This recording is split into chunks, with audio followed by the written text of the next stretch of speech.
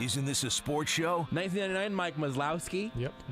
Who I believe Linebacker. came to the aforementioned high school that I played football at. Yes. One day, randomly. I don't know. Went on to star in Monsters, Inc. Almost entirely. I broke Josh. I can't do this radio show anymore. This is Almost Entirely Sports with Joshua Brisco. I simply can't. These are hostile work conditions. I can't be forced to work like this. I can't be forced to work like this. I am just sitting back in my chair staring at the sky, hoping that God's hand comes through the ceiling and takes me home. Take the show with you by listening on the Sports Radio 810 mobile app at 810WHB.com or by searching for Almost Entirely Sports wherever you get your podcasts. I think the reputation of this show, because of you, Rudy, has Increased? been... No, I think, Rudy, that Trending up? the reputation of the show, because of you, has been sullied.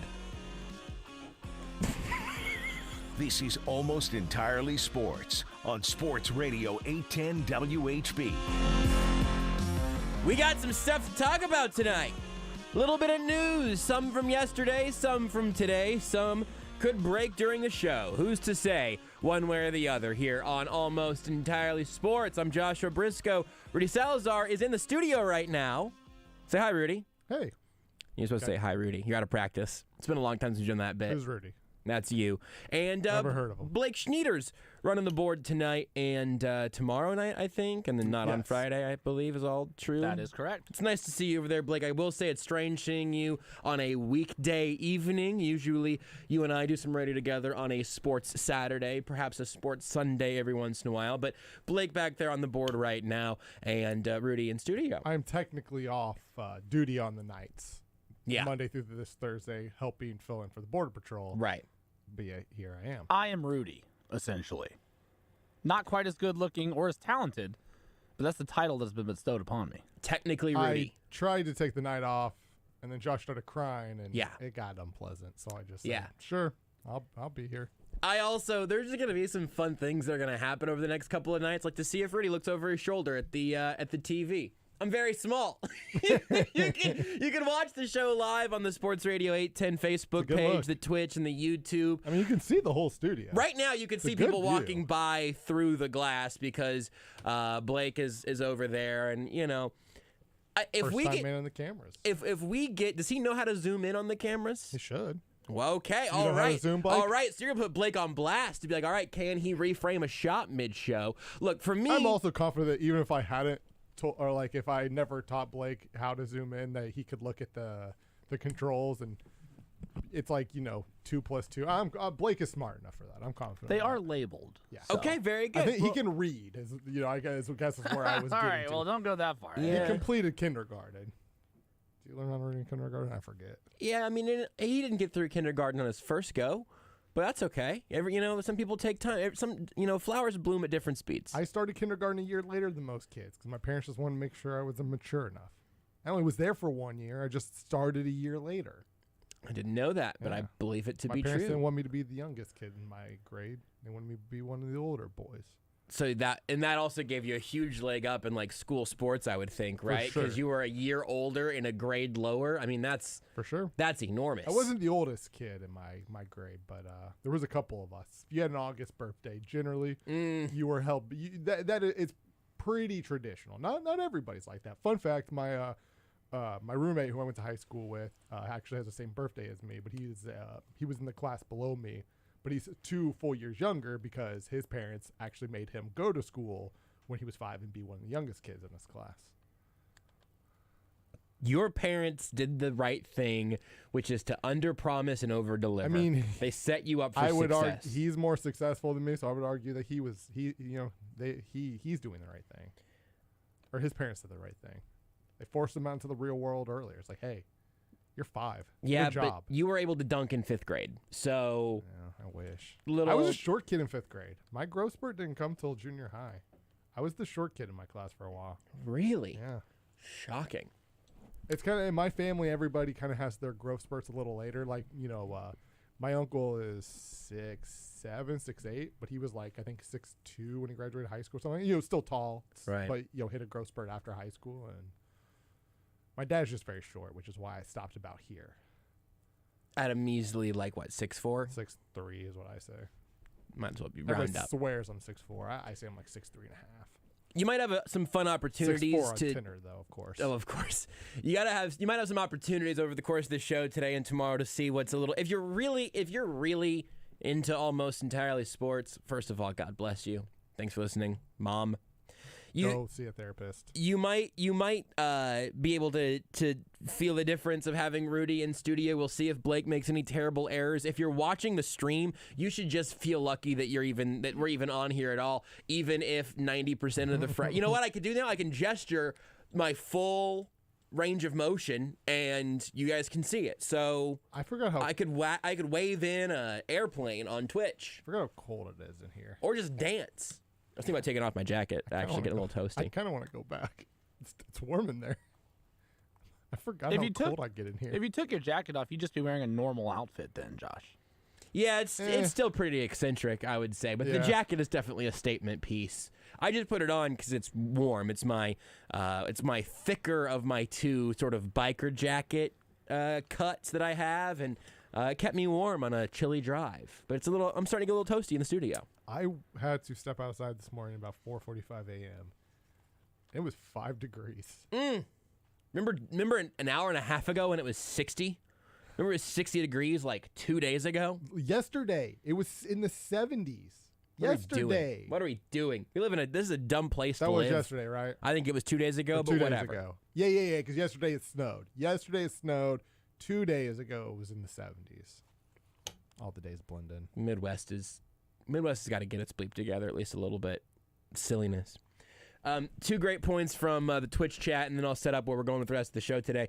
S. Wallaby on Twitch. I know I'm a few days late, but Jimmy Eat World is from Phoenix, so we have that for a halftime show option, to which Aspen makes the point that the song The Middle at halftime would be great, which is a great point. They do have to survive when We Were Young festival. That's not happening. Yeah, exactly. Won't be a problem. They won't be there. God, I hope no one will be. I hope that's good. Here's the thing. Why do you hope it's good you're not going? It doesn't matter. Because I want it to be like a yearly thing. Because then one day I will go. It's just going to be a bleep show. There's no way. I believe it, but I am hoping that it won't be. Here's the one thing. It's not going to be Firefest. You know why? Because if it sucks there, people can walk to a hotel because they're in Vegas, right? They're not trapped on an island. Nobody's going to be sleeping in in tents, eating half a sandwich for meals because there are restaurants surrounding them. No, that's a good point. So it's not going to be that. There'll just be a class action lawsuit. Well, let's just hope not, Josh. I mean, here's the thing. You got to believe in something, man. You got to believe in something. I'm not... Or you got to have hope in something in life. I just want this to be good 1 year so they do it every year because that'd be cool. So I can just go once. This is not going to be the thing that I choose to believe in. A couple of news things. One that broke yesterday that we could talk about here some tonight and probably do a little more later in the show because we're going to have to make some time here in a few minutes. But the Chiefs did release Anthony Hitchens yesterday. That is the most obvious of their offseason likely moves they were going to have to make, I think. Freed up some cap space. Still going to have some dead cap space to account for there. But obviously, I mean, this move was largely, I don't know, halfway through the process whenever they drafted Nick Bolton. Last draft, they were going to end up moving on from Anthony Hitchens unless Nick Bolton was either a disaster in his rookie season or Anthony Hitchens was great, and neither of those things happened. Anthony Hitchens was a replacement-level linebacker. Nick Bolton had a very solid rookie season, led the team in tackles, so that continues to roll on, and that's pretty interesting. We'll talk about that some here in a little while, and also, just a little bit before the show started, we started seeing the news here on the sports media front that our beloved fan Troy Aikman is on the verge of leaving Fox Sports for ESPN's Monday Night Football broadcast. Lots of interesting things in there. I think there's an interesting conversation to have about the value of spending that kind of money for a broadcast team if you are the only game in town. Jason Witten and Booger McFarland weren't enough to completely undercut Monday Night Football, but obviously they had to retool there because it was becoming a running meme that they had kind of blown those choices. But even now, I don't know that bringing in the best of the best really moves the needle that much. I personally think it's going to be more interesting to see if Fox is going to be able to get somebody, to replace Troy Aikman that, let's just say, has more career passing yards, which is going to be really tough unless they can land, Steve DeBerg or Ryan Fitzpatrick or Jay Cutler or Andy Dalton or Alex Smith or Matt Hasselbeck or Donovan McNabb or Boomer Esiason or Dave Krieg or Kerry Collins or a number of others. I mean, that's a gigantic task for Fox to find a quarterback with more under his belt than Aikman did. I mean, that list right there, that's some pretty elite company. It's going to be Sean Payton. Or Kevin James as Sean Payton. Your choice. You didn't want to play with that. You didn't want to play in my space at all on that one. I don't know. I always liked my joke too. So Blake, this is what happens when parents fight. My parents are divorced, so Same. I know all about it. Give this show. Let's just see where we're at tomorrow night. Let's just see. I don't know. Either way, you know what, Blake? It's not your fault. Okay, I want you to know It's that. not what they said. I was hoping Sean Payton threw for more passing yards than Troy Aikman. He threw for 79. Not too nice. I think what happened is that let's break this down. At the beginning of this being a topic, I had a joke ready to go. Mm-hmm. Rudy had a joke ready to go. Mm-hmm. We were both waiting for our chance to make our joke. Yep. And we're not completely listening to the other person's joke. We were just getting ready to fire off our own jokes. Your joke was it would be hard to find a quarterback with more passing yards, and you named a bunch of very mediocre quarterbacks. Sure. And the legend, Steve DeBerg, who's been on this airwaves before many times. He's a legend. I've talked to him. I've called him. Can we call Steve DeBerg tonight? This might have his phone number. Please check. Let's see if we can call Steve DeBerg about just talk to him about having more career passing yards than Troy Aikman. Let's pull out my Rolodex. And your joke was that because first of all, it probably will be Sean Payton, and so I didn't realize there was even a joke coming. Mm-hmm. And then Kevin James, Paul Blart, home team, Netflix exclusive. Steve DeBerg, right there. Got his phone number on a piece of paper right now. I think you might have just shown that whole page of papers to Twitch. Yeah. Hope Stan Weber doesn't mind getting doxxed. I don't think it was up long enough for him. Blake is on the ones and twos over there. He hasn't figured out how to zoom in on me yet, but he's got the switcher I keep trying nailed. to zoom, and it only wants to zoom in on Rudy, so I'm not sure. You need to change the camera. So click on. Yeah, there you go. See, I knew you'd We got get there. I mean, I know what it is. Sometimes it just has to together. You want to talk to Herm Edwards about some potential NCAA violations? Yeah, I'd love to. I have a few questions for her. Can hook you up there. About the current state of Arizona State football. Yeah, I would be interested in that. I got Cool Joe's number. Joe Burrow? No, the real Cool Joe. It's not his nickname. Cool Joe Montana. It's not his nickname, man. 100% his nickname. It's Cool Joe. It's been Cool Joe this whole time. I can't believe you forget every time I explain it to you. Jacob Hester? Mm-hmm. Got his number. You want to call him and ask about not getting into the Hall of Fame on his first ballot? He's going to get in the Hall of Fame. Not on the he didn't on the first ballot though. Has he been retired for? He's been retired for a minute. Devin Hester didn't get in on his first ballot this year. Gotcha. Jacob Hester is white, Josh. Sometimes I was just they have the same last name, Rudy. Devin Hester went to Miami. Jacob Hester went to LSU.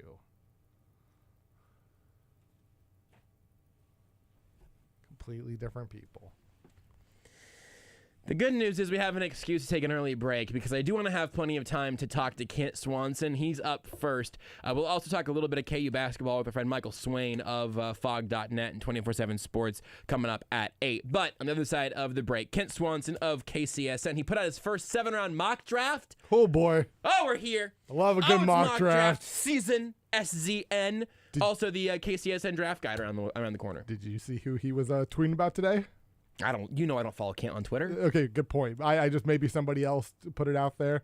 I would say it is a player who appeals to both me and you. Me because he went to Kentucky. Is it a Kentucky wide receiver? Because he gave you one of the greatest NIL rights ads that we've seen.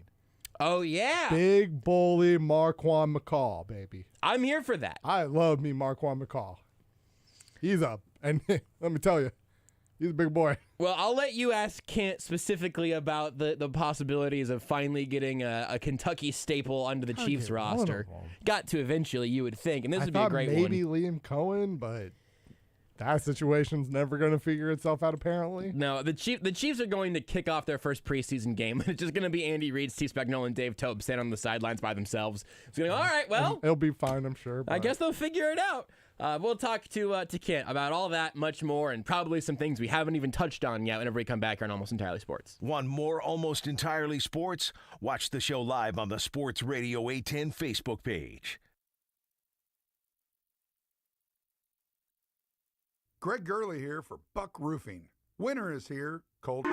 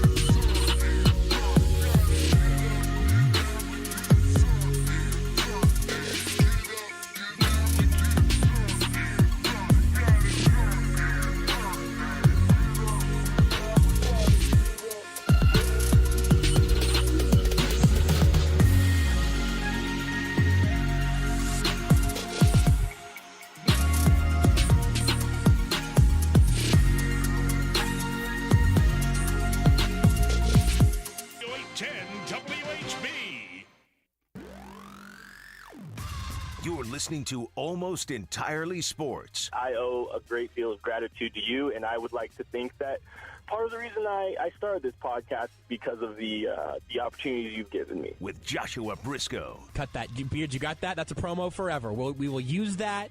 I will hold that over you for the rest of time. Whenever you launch off into the stratosphere and eventually eat Seth Kaiser, we will hold that and make sure that you continue to owe us this debt of gratitude. On ESPN Kansas City. That's my fault.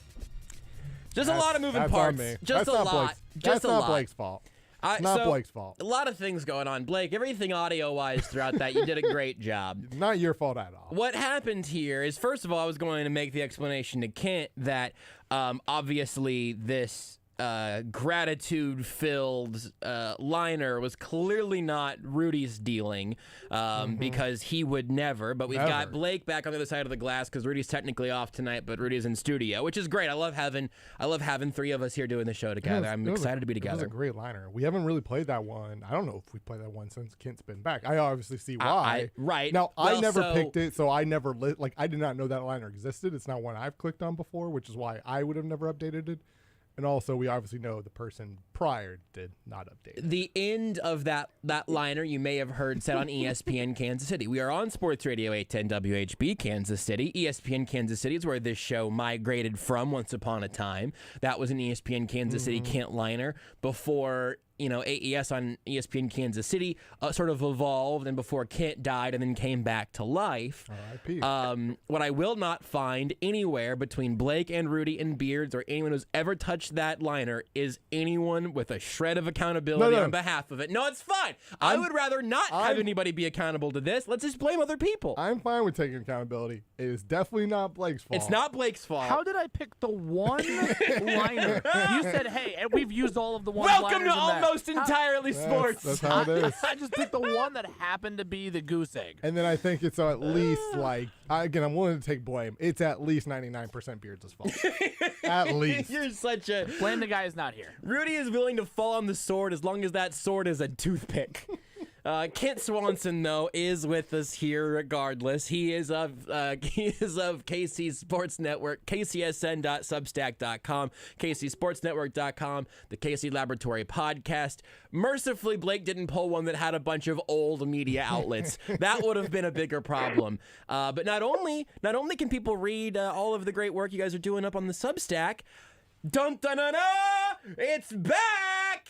Pre-orders today for the now I guess the KCSN draft guide. Congratulations on the pre-orders opening today, Kent. Is there a Brisco Sucks promo code yet? Oh, yeah, I'm going to go do that right now, actually. I'm literally going to do it while we're on air. Yeah, we need to add that. This is in keeping, this is going to be like it's like secret pizza in Vegas. It's the worst kept secret. I also was realizing right now, as you make that promo code, I'm going to hit pre-order with my special deal that I get because I am a subscriber to the KCSN Substack. And if you're a subscriber to the KCSN Substack, you get yourself a nice little deal on the draft guide. And I mean, you've probably heard us say this in years past, maybe not all years past, but that wasn't their fault, that this is as good of work as you're going to find in any corner of the Chiefs pre-draft universe. I mean, you can give a sales job to people who might be hearing about this for the first year, Kent, but I'll give you the thumbs up before you even begin explaining it. This bleep is incredible annually. This is the first time we've got to talk about this thing on air together. Is that's that how true? long that's yes, 100%. And by the way, that's the second time you guys have played the wrong intro, and it was definitely Beard's fault the first time. So I'm just going to say that too. But yeah, it might have been that one too. Yeah, like I bet it was. Probably. I think I like to think that it's actually you sneaking that in there anytime you're feeling bad. You just want to hear someone say something nice about you. Oh yeah.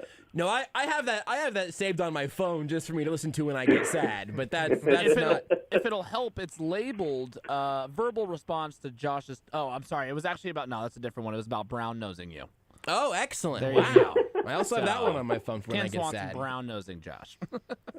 Yeah, well, I mean, I had to keep. There's a line. You keep your friends close, your enemies closer, and I've gone a long way by passive aggressively telling Josh Brisco he sucks every year with my draft guide. Yes. So I did just make the promo code. So if you use Brisco sucks as a promo code, you may or may not be getting a nice little discount on the KC draft guide. Just saying. I've been waiting to buy it just for that promo code to be in use. Yeah, I pulled the trigger with my Substack subscriber discount that, again, you can get if you're subscribing to the Substack in addition to that. But if you want to just check out the draft guide, apparently code Brisco sucks will get you there as well. Now, is that Brisco with an E? Because that makes me real God. happy. Oh my goodness.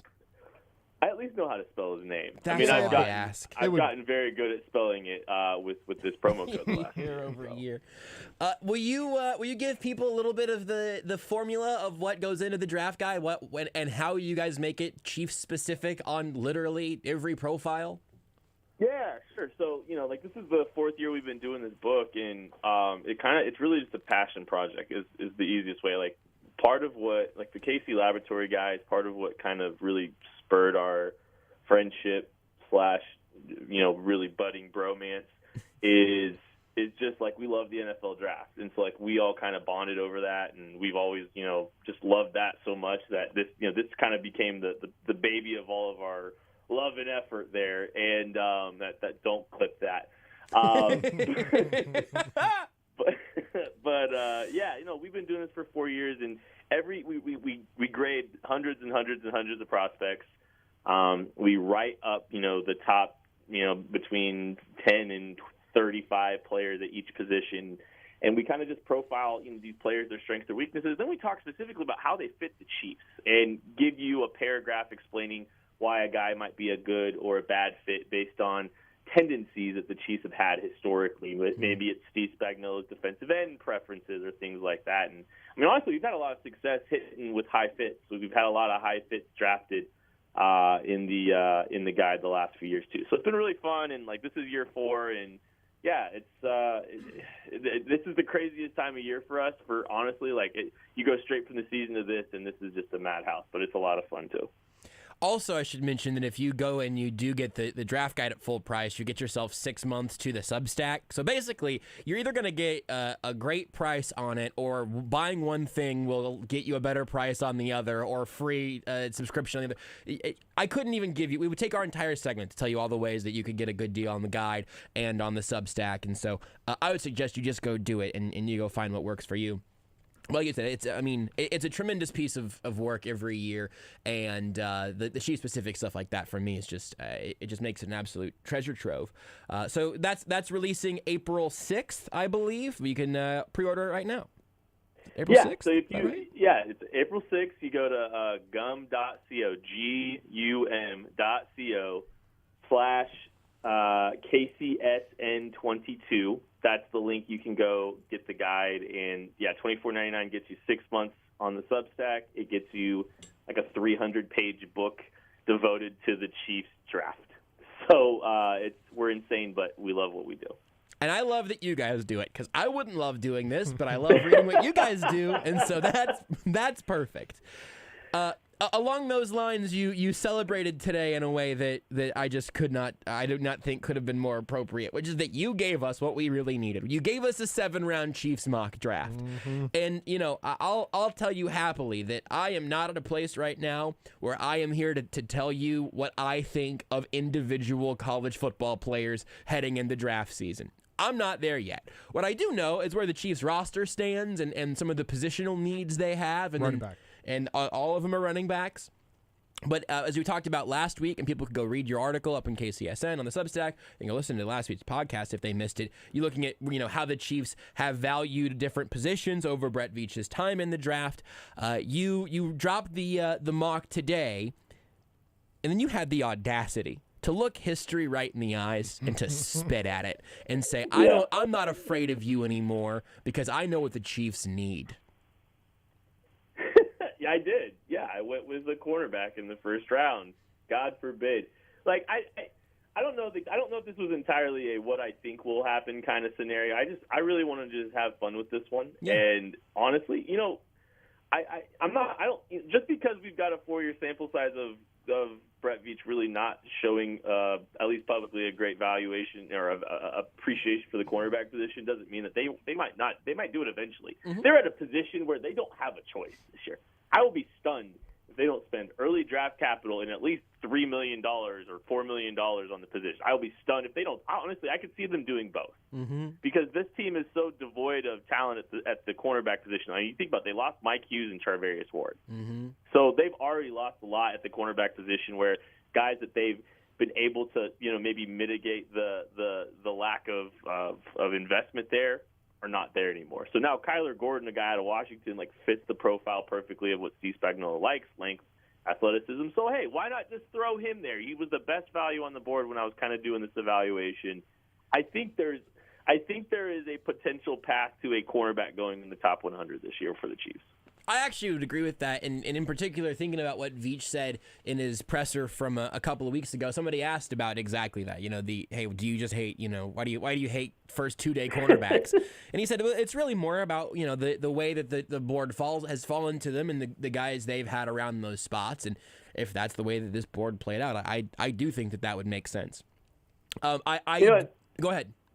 I was going to say, we talked about this a little bit last week too. It's actions speak louder than words with kind of his, historic, trend lines and tendencies and all that stuff. But I don't think he's just trying to throw running backs out there at corner, for instance. I do think there is, it's just he's very obviously created tiers and hierarchy, and I think some of what he said rang a little hollow. But I don't think he's incapable of doing it. Well, and some of the positional value stuff, I mean, and again, we might have talked about this specifically last week, too. I can't remember anything ever, so I'm not too worried about it. But if you end up at a place where you don't draft corners, or I kind of don't draft edges very high, although some of them, they've taken a couple of shots later. But if you don't draft corners high, but you are drafting running backs and linebackers high because that's where you see the value, there's something to be asked there in terms of, wait a second, why are you valuing these positions so differently than the rest of the league is? I do not think, to your point, that him just going, that's just not how the board fell. I don't think that absolves them of any criticism in terms of where they have invested those picks, to be sure. Well, and I mean, look, this team, if you look at the draft capital expenditures, they definitely have invested on their offensive and defensive lines. So they've spent a lot of money, or, they spent a lot of capital and investment at the edge position. They just whiffed pretty bad for the large part. Hello, Breland speaks. Yep. Frank Clark, I think Frank Clark gets, maybe the pendulum swung too far on Frank Clark. I don't think he was as big of a problem as some people have made him out to be.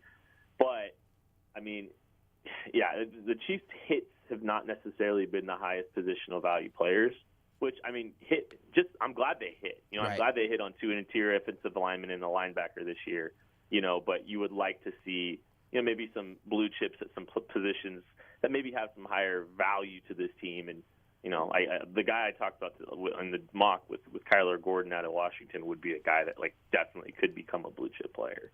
I'm not gonna go pick by pick down this list. I figured that would be riveting radio, and it would also be riveting for Substack subscriptions because oh cool, we'll just let Kent do the audiobook every week. But there's I want to go back to who you have at 94 in a second, but a larger conversation around what you've looked at the tackle position. If you want to give any specifics on Max Mitchell at 134, that's up to you. But one thing that I've seen a little bit of here and there is some people talking about, hey, well, so what are they going to do at right tackle? Because Andrew Wiley was the predominant guy ultimately late in the year. He played pretty well over there. Wouldn't mind having him be in the rotation again and in the mix into training camp. But then also you have with Mitchell here, you write that he could compete with that on that right tackle spot on his rookie deal in that rookie season, even with a guy like Andrew Wiley. And I feel this is the part that I'm most curious about, is that I feel like a lot of people have implicitly said they're cool on the Lucas Niang front already, or at least that he would be relegated to a swing tackle, and maybe he's the guy that becomes more of a true backup for Orlando Brown. But if they pay Orlando Brown and he gets hurt, they're bleeped anyway. So I'm kind of interested in what you're looking at on that entire right tackle position right now, and what that says or doesn't say by omission about Lucas Niang. Yeah, we don't have to talk about Max Mitchell specifically. I'm glad we're just kind of talking philosophically here. But That's like, right. you know, like Andrew, I know. Let's get philosophical. This is what we do. I don't want to go that far. Okay, fair enough. You're like my 5-year-old asking me questions. But like you look at what they've kind of got right now. Lucas Niang. Like we don't know no one really knows what's going to happen with Lucas Niang coming off this injury. He's a bigger dude. Like how does he physically respond? Mm-hmm. You know, like how is he physically? Is he going to be able to kind of, you know, come back and be, you know, the high level moments that we saw? I mean, that injury really could potentially derail his, you know, this upcoming season. So I don't know if you can really rely too much on him. Andrew Wiley, I think the Chiefs need to bring him back. The problem is Andrew Wiley might have earned himself a little bit of money the way he played. Yeah. And you know, at that recent stretch, especially with the versatility that he has along the offensive line. Like I don't remember what Mike Remmers got paid exactly. Do you remember Mike Remmers' contract this year? I don't. I can find it in a minute. Yeah, I'm always really Googling things, they tell me.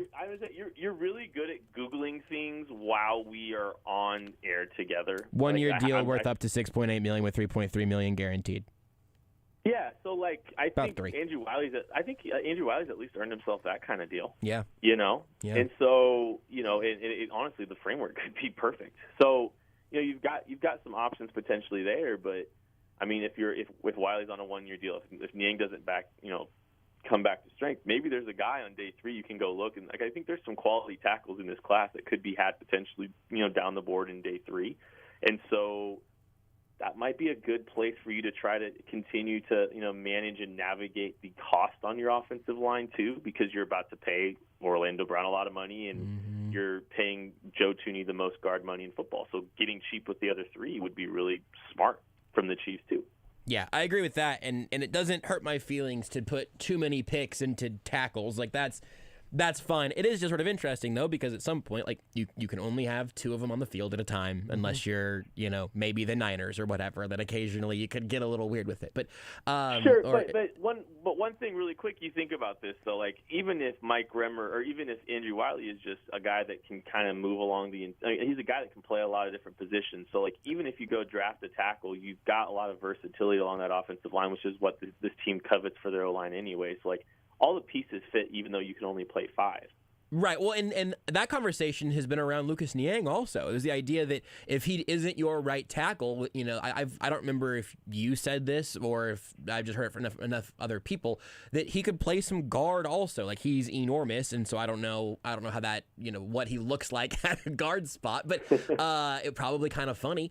But you know, like you said, the versatility there, I totally understand, and it doesn't bother me one bit to see them go deeper on 1 year deals, like as we saw this year. Andrew Wiley not being on this roster might have ended the Chiefs season a step sooner. You know, I don't know that there was one play against the Bills, but there very easily could have been one play where just where Prince Tega Wanogho was not ready for that moment, you know? So I'm fine with that. I just, I don't know. I think maybe I had Lucas Niang sold to me pretty hard last offseason, and now I'm trying to hold on to those chips a little bit. I don't know. Yeah, a lot's happened this last year, though. For too. sure, and, like, 100%. You know, and like I think there was some, you know, it wasn't really Lucas Niang really didn't get that opportunity until Remmers got hurt. Yep. Either, and 100%. so like, you know, I don't know. Like Lucas Niang, I think he's got ability, but like it was just a big ask. You know, it's a big ask to have a guy go from, you know, missing an entire year of football, really not having played much the last, you know, year prior, and having some stuff there. So I don't know. Like it's a tough developmental arc for a guy coming off of a year. Yeah. No, I think that's all totally fair. We're just getting philosophical with it. I'm just thinking out loud. I love it. I do want to talk again. The later we get into mock drafts, the less I care about the specifics of a player. I care a little bit about pick 94, and more importantly, the philosophical conversation of would the Chiefs, might the Chiefs, dare the Chiefs go for a high upside receiver with a couple of red flags in one form or another. And in this case, it's a relatively, I don't want to say it's a straightforward one. It's not. It's a complicated one. But you know what it is. I would love to see them take a swing. I don't know if I believe that they will. You said this isn't predictive. This is what you would like to do. Talk to me about the idea of taking Justin Ross at 94. Well, and there's a couple of guys you could probably look at a few different rounds that are similar to Justin Ross, where coming off of injuries or some injury concerns, like some of the receivers have some serious ACL injuries that are going to probably go in the top 64 picks.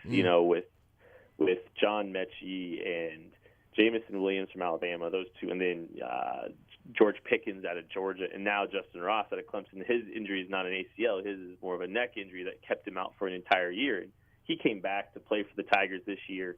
Played with a much worse quarterback. I'm not going to try to pronounce DJ Uiagalelei's name from Clemson, but it was close. He's a lot worse than what we saw out of Trevor Lawrence. But Justin Ross is one of those guys. He's 5-star prospect, big pedigree, and he had a 1,000-yard season as a freshman, and then his career got derailed, before his junior season with a neck injury that threatened his career. He came back and really wasn't as productive, but the physical traits are undeniable, and they're the kind of things that would really make sense if the Chiefs are wanting a true X receiver, which they really didn't have last year. So, these are the kind of swings I love. Yeah. And I'm always a guy that, Josh, I think we align, in a lot of ways on, trying to identify potential value, pockets of value, taking a few swings here and there. It feels like we've kind of aligned on some of those things in the past. And I think Justin Ross is the kind of guy that there's a high ceiling to him. There's some risks there, but I love the idea of the Chiefs trying to swing for some blue chips, maybe, day 2, day 3 of this draft. And sometimes I don't think that they really do that as much as I'd like. Well, not only do I agree with all of that, as we talked about last week, in terms of not just the ceilings and floors, but also, please, Brett, please keep your picks in those first 3 days, in the first 2 days at least, in those first 3 rounds, because more, and I think later in the draft as well, but like we touched on last week, Brett Veach makes 6 picks every year. That's something that has been true every year as a GM for him. But I want to see more opportunities to take those swings, because then also, honestly, if Justin Ross doesn't pan out, if it's because of something with his neck, or if it's just something in the progression there that doesn't work out, it's not that big of a deal, because maybe you took another receiver in the 6th that all of a sudden finds his way onto the roster, or you've just taken extra swings across your defensive line, and therefore you have a few more chances to look really smart, even if you look really dumb on one of them. Nobody ever really gets mad about a mid-round pick not panning out, but if nobody does, then of course we also are going, wait a second, what's going on here? In an instance like this, specifically for a receiver, though, tell me if I'm the idiot, but not yet. Wait, let me make my point first, and then you can tell me if I'm the idiot. But I feel like you can find, and maybe this is a little bit similar to a running back, at least in the first half of this theory, but not in the second half. There are a lot of really talented dudes playing wide receiver at the NFL level. In fact, literally all of them playing receiver at the NFL level are incredible at that job. But to find the guys that are the blue chip players that make a major impact, that list is a lot longer than the running back list would be, to be extremely clear. But I think that the impact of getting extras of those pass catchers who can change the game is so, even if it's way less likely to land it, is so much more important than filling out your roster with a bunch of good dudes. Byron Pringle is a good wide receiver at the NFL level. He doesn't change what a defense is doing, though. Yeah, and I think, it's probably, I don't want to say it's overstated. I'm not going to call you an idiot. I can take that. As much as I'd love to. I know but you would. I think if you look at day 3 receivers from last year, I just kind of pulled this up and I'm doing my own Googling myself, and there's really only one day 3 guy that made a significant impact, or a very noticeable impact last year. That was Amon-Ra St. Brown. He went 112 overall, and so I think receiver, I get what you're saying when it comes to, there is value to be had. And I'm not disagreeing that there's not value to be had at the receiver spot, but I think what happens sometimes is we forget all the guys that don't hit in the back end of the draft when it comes to receiver, because so many get drafted that it kind of, it devalues, or I don't know if it devalues, it's flooded with the back end of the draft is also flooded with a lot of receivers that don't really pan out. So, I don't know if there's a bunch of blue chip receivers being found, round 4 and on. I will make an argument that I think there are plenty that are available or plenty that can be found in the first 2 rounds. Like I think the first 2 rounds is really expanding. And you could probably throw some guys that are winding up in round 3, but it does feel like there's been some really higher hit rates and some blue chips falling into the second round of the draft. There's a clear gap there, but I think if you can find potential studs all the way into round 2 for sure. I agreed with all that so hard that I wondered what I said wrong, because I'm thinking like, now hold on, because I agreed with that, and I agree, when is he going to say I overstated something? But because what I'm getting at is that you could draft Cornell Powell every year forever, and he still might not make the team over Byron Pringle, and that I don't have any particular interest in trying to find a number 3 receiver because they are made in multitudes across the NFL level. That I would rather, if you're going to be trying to make that swing in the 3rd round, take the riskier one for a guy that might have 1st or 2nd round talent, because that's the guy that can actually impact what you're doing. And you would think that if my job was talking and making points coherently, that I would have gotten that across my first time through, but you would think wrong. Because it could have been. It could have been my fault very easily, but I really appreciate the swings on talent, and I really appreciate and you can I honestly, like, it would be fun. Like there's a happy medium for me probably in Brett Veach's approach, where like I like the idea of trying to just find contributors, find role players, find guys that are going to play good amounts of snaps for you, interior offensive linemen and hitting on those and linebacker, but like in between all those, I'd like to see him take a little bit bigger swings and be a little bit more ambitious and maybe take an injury risk here or there. Yeah, I don't know if that's really been the Chiefs' MO. Like I think there's like Brett Veach is aggressive, but it's more like I'm going to be aggressive to make sure I acquire one guy, and it's not necessarily I'm gonna take a few flyers here. And maybe that's just the state of the Chiefs with how established a lot of this roster is, and maybe this changes a little bit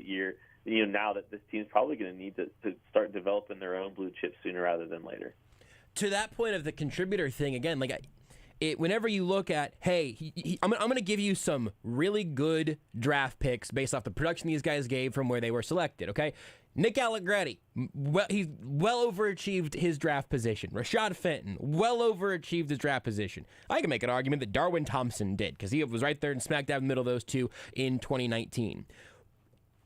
If Tershawn Wharton and Colin Saunders are both acquired the exact same way, you can make an argument of these sort of like raw talents and Wharton has had more of an actual on-field impact, but you could say, these guys that they acquired maybe with similar mindsets, and Wharton was able to take some of those steps. Fine.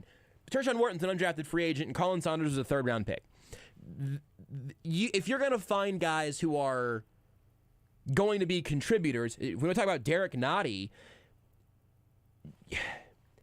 there are values to be had with those guys, and like I don't want to say Derek Nottie did not make an impact on this defense over the course of his rookie contract. He did play a role, but it's all a cost benefit analysis, right? Like we spend way more breath on those first picks because we expect something out of them. Cornell Powell, I'm going to keep using his name, I guess, could end up being worth the pick they use on him because he was a 5th-round pick, and if he can just be a dude at some point, God bless him. Nobody is mad at Mike Dana ever. He went 177. Yeah. Mike Dana's fine. Glad Mike Dana's on the team. It's different if you draft him in the 2nd round. Right. Well, I mean, but man, Mike. I mean, like, reminded me of Mike Dana. So, like, the Chiefs have found solid role players, and largely it's been guys that are kind of that they're rotational types. Right. Like I would say even the ceiling of. To your point, you're talking about Derek Nottie. Like, Derek Nottie's a rotational piece. He's not an every down interior defensive lineman. McCole Hardman's kind of a, I mean, for what McCole, he finished strong last year and, like, really kind of was able to do some of the things that he's capable of doing. And, like, the Chiefs did a good job playing at his skill sets. But, like, he's not the every down receiver consistent target we thought he was going to be. So, like, their hits are even, like, to your point, like, their hits are pretty limited. Nick Bolton's not a full-time player. And he probably will get more opportunities moving forward, but he's probably not going to be a 100% snap linebacker. because there's not very many of those out there anyway. Mm-hmm. And then we can talk about Clyde even too. Like he was a rotational player, So like even the Chiefs' quality players have been limited role players, and like they found some good.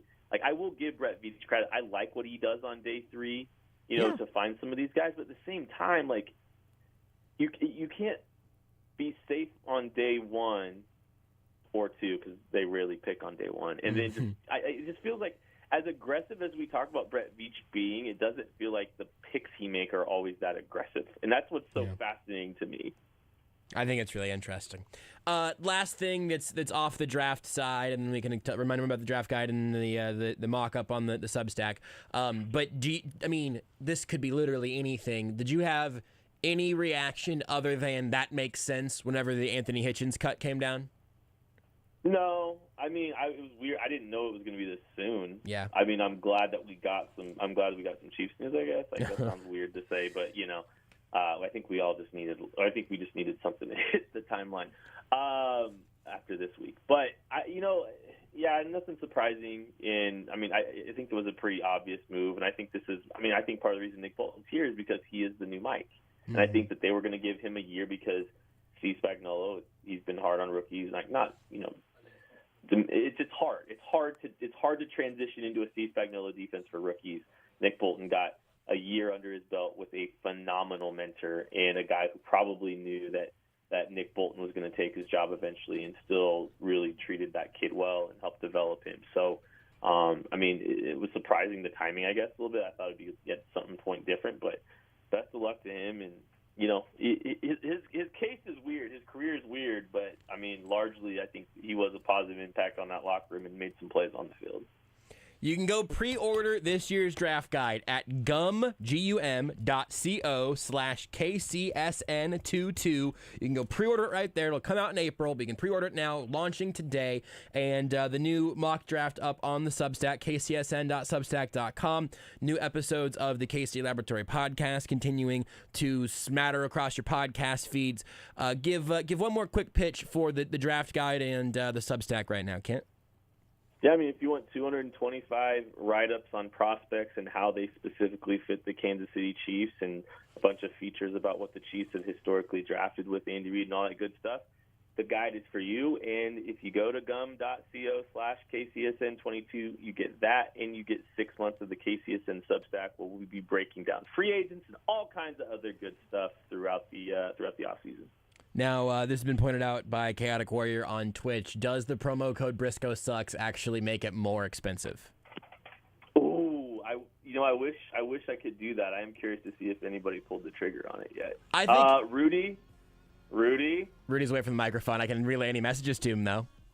Well, we need to Rudy's jump back. on that, Rudy. Rudy's back.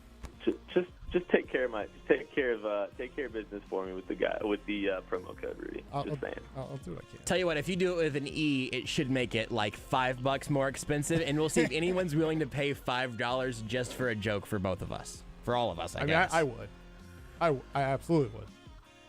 I actually believe that Rudy might do that. Thank you, Kent. We'll talk to you again next week, presumably. Merry Draftmas, friends. Merry Draftmas. Ho, ho, ho. Kent Swanson.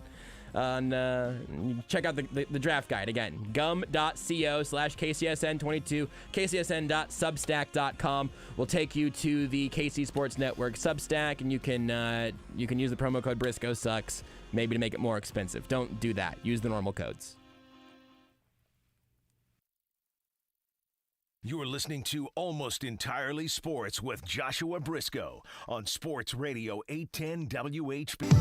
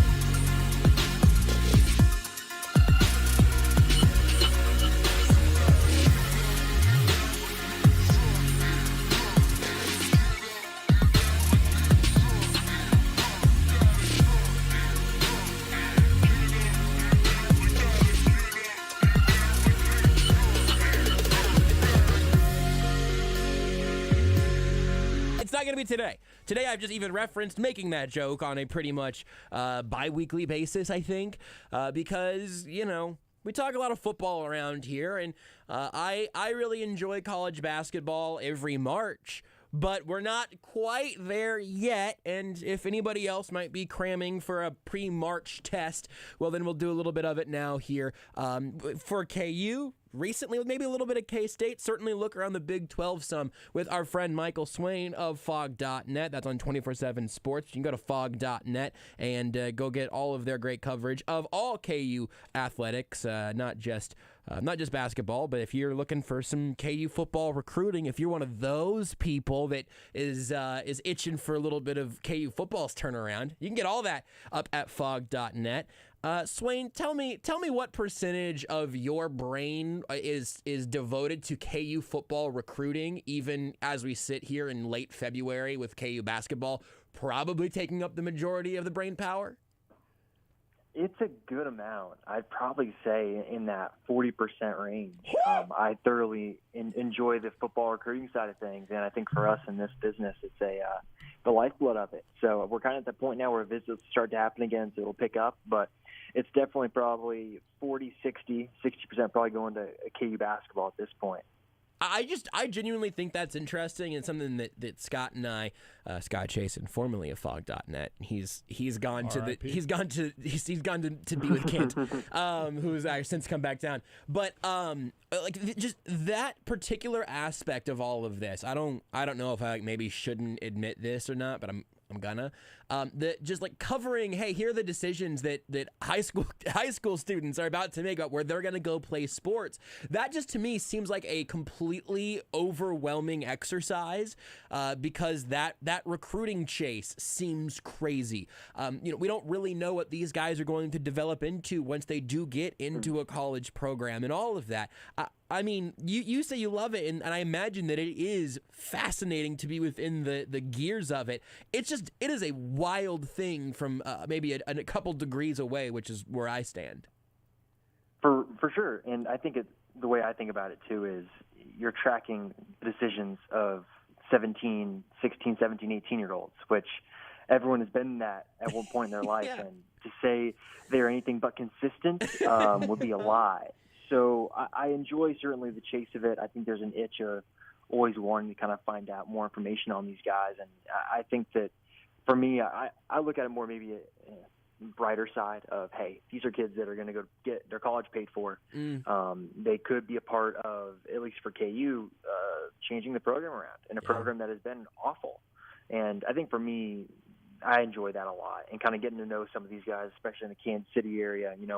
Spending my 18 months in Iowa, I got to know a lot of kind of the in-state kids, and I really do enjoy that because then you get to see them kind of grow over the course of the time in college, and you have that relationship. So I think it more purely rather than the, hey, I'm tracking a 16, 17-year-old, and kind of their Twitters and everything that's going on there. But, I definitely take a more genuine approach maybe to it, and I thoroughly enjoy kind of that aspect of it. No, from a storytelling and relationship standpoint, I totally get that. I think that's very well said.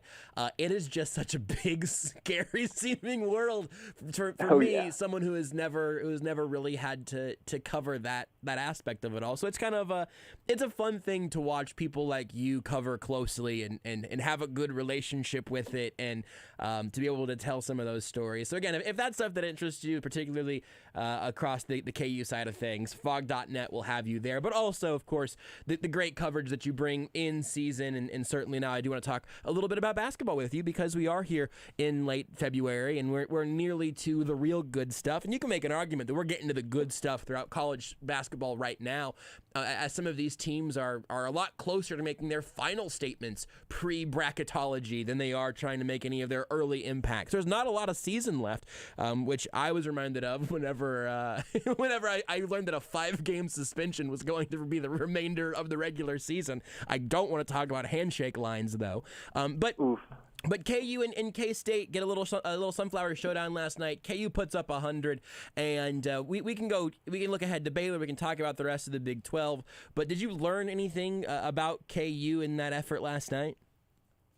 I think the thing that I learned from that game, and maybe it more reinforced things that we already knew about this Kansas team, which is it's a very potent offensive team. But I think what we learned was that if teams are going to try and run with Kansas, that's not going to go well for them. I think you can look at two occasions this season, and they've both been home games, but that Baylor game and then this Kansas State game where the pace of play and the number of possessions in the game were sky high. And KU dominated both of those games. And I think that this team now, early on in the season, for example, you looked at the team with Remy Martin and you said Remy Martin is the player that allows KU to be so good in transition with the way that he passes the ball and always kind of is looking for teammates. Well, they haven't had Remy Martin since the last time I was on, January 29th.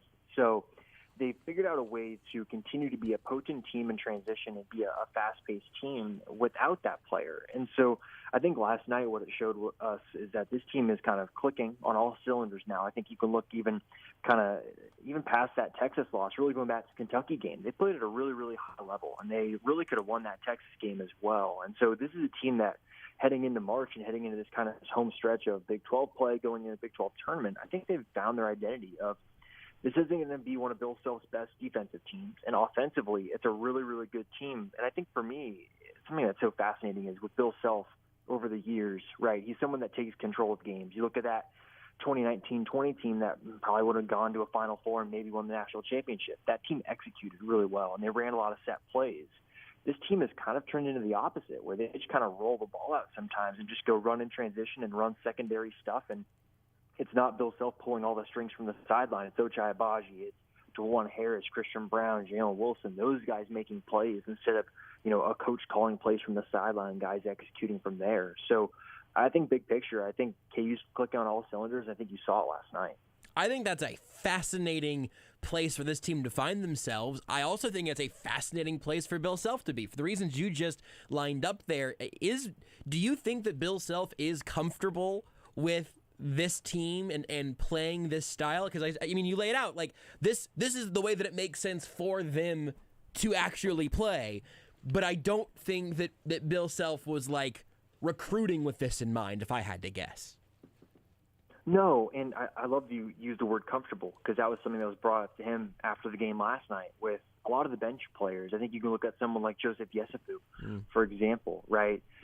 Early on in the season, he struggled and really was kind of trying to learn the ropes of being a Bill Self point guard or a combo guard. And I think that now as the season's gone on, Bill Self has maybe given him more rope and let him do things that Joseph Yesufu can do, which is push the ball in transition, make plays. He's not going to be perfect every possession. And I think that Bill Self kind of said yesterday that, he's getting there with this team where he feels more comfortable with some of these bench guys like Jalen Coleman-Lands and, some of the things that he brings defensively that maybe aren't the best, right? Can't really stay in front of guys. But in terms of what he brings on offense, it's floor spacing. And everyone wants him to shoot the ball when he gets the ball. And so I think Bill Self over the course of his season has gotten more comfortable with it. I think over the last probably 2 weeks, I think is really when this has sort of started to happen. I think you got to give a lot of credit to Bill Self too. I think a lot of coaches would dig their heels in. And I think what we've seen over the years here with Bill Self is the fact that he's very much willing to adapt to what his team has. And he's not going to be, and maybe, people from the outside are going to say, oh, he's stubborn and this and that. But, I mean, if you actually look at what has happened this season and the way that this team has evolved in different phases of the season, I think it's really impressive, the coaching job that he's done. And I think that it's showing now that he's more comfortable going to his Zach Clements against someone like Oklahoma State or Oklahoma, or going to Joseph Yesufu or Jalen Coleman-Lands. I think he's more comfortable trusting these guys where early January, that wasn't the case. He played eight people against Stephen F. Austin in December. Like, that's not what you want in non-conference play. So I think in general, I think he's getting there in terms of the comfort. And now you kind of got to think about weaving Remy Martin back in here in the near future as well. Yeah, I'm not sure that we've actually had a conversation about Remy Martin playing basketball on these airwaves with you.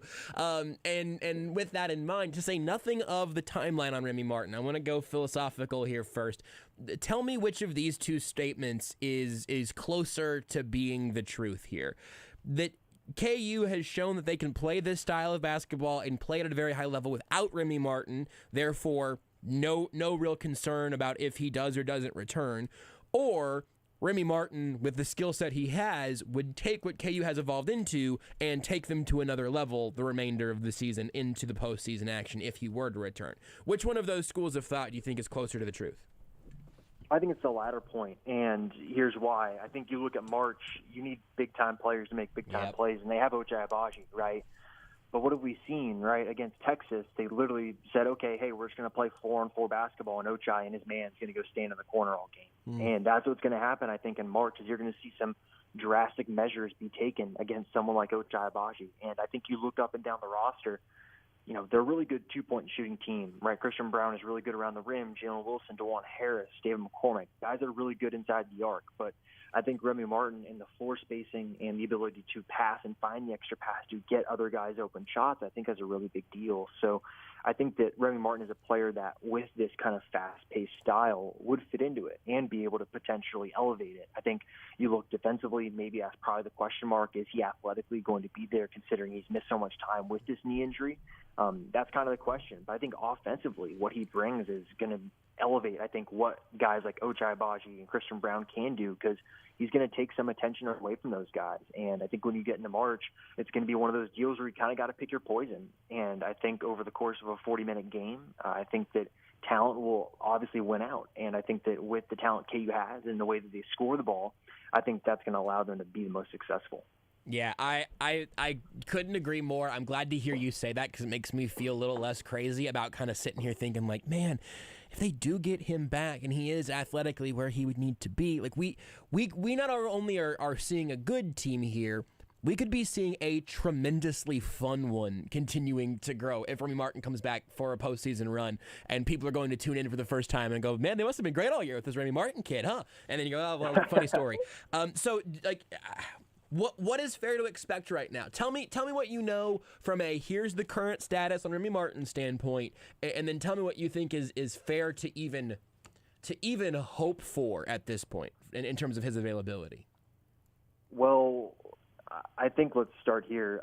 Remy Martin, January 29th was kind of the last time he played. And so for a long while there, he was doing individual stuff at practice. Like he wasn't doing any physical work like with the team in terms of going up against teammates in like a scrimmage type of setting. And late last week, he got back into that where he was doing limited reps but with full contact. And now it sounds like this week he's transitioned into more full contact and able to go through a full practice. And I think if I had to guess, I think we might see him against Baylor on Saturday, and if not that, then probably TCU maybe on next Tuesday. So I think we're getting to the point now where I think you're going to see Remy Martin come back in the game, and they're just going to see, right? That's the thing here. They've got something rolling, and you can just roll Remy Martin out there and see, all right, how does he look? How does this feel? How does his knee react to this?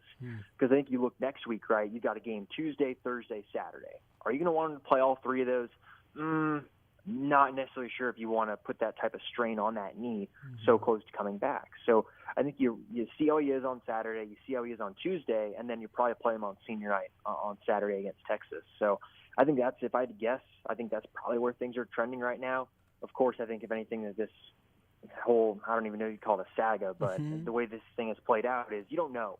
And the only person that knows is Remy Martin. And it's all going to depend on how that knee reacts. And it's just, I'm not a doctor, and Bill Self, as he has let everyone know, he is not a doctor either. So I think we're just going to have to kind of wait and see to some degree, but I think things are trending in the positive direction. Well, and you kind of infer this there at the end of just like this, the whole thing, I'll call it a saga. I think it's a great word.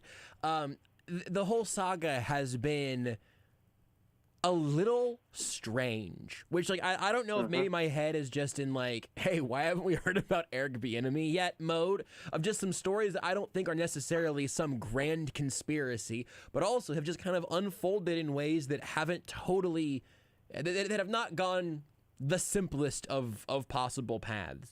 Do you have either a theory or just something that you would tell maybe the more conspiratorial among us about the way that this Remy Martin saga has unfolded over this last month as you've laid out? Yeah, I always think to this, when it first happened and it was described as a deep bone bruise, I looked it up on Google, and obviously Google can, when with medical stuff, can be hit or miss, but it said mostly like, hey, this is kind of like an 8-week thing. So you think 8 weeks from December 29th, that is this week. But the issue is he played on it. And I think that comes back to Remy Martin wanting to win and wanting to impact winning. And I think that he talked about it a lot, that he came to Kansas to win games and help win a conference championship. And I think he really wanted to do that. And I think he talked about it after that Oklahoma State game, the open Big 12 play, where he said, hey, the doctors put me in a position where I could go out and give the team what I had, and that's what I did. And I think when that Kentucky game happened, I think it came to the conclusion or the realization maybe that, hey, right now I'm not able to offer much, right? Defensively, I don't have the same burst. Offensively, that's not really working for me. So why don't we shut it down? Let's try and get back to 100% and get to the point where I can impact winning and go on an NCAA tournament run. So yeah, I'm sure there are a lot of conspiracy theories, and I know for a fact that there are. But I think that it's pretty plain and simple. He got hurt. He wanted to play through it, tried to play through it, couldn't. They decided to shut it down, try and get him back to 100%, and it seems like we're getting close to him coming back. Okay, so we're taking the Remy Martin thing, we're putting it over here. You've mentioned Ochai Agbaji.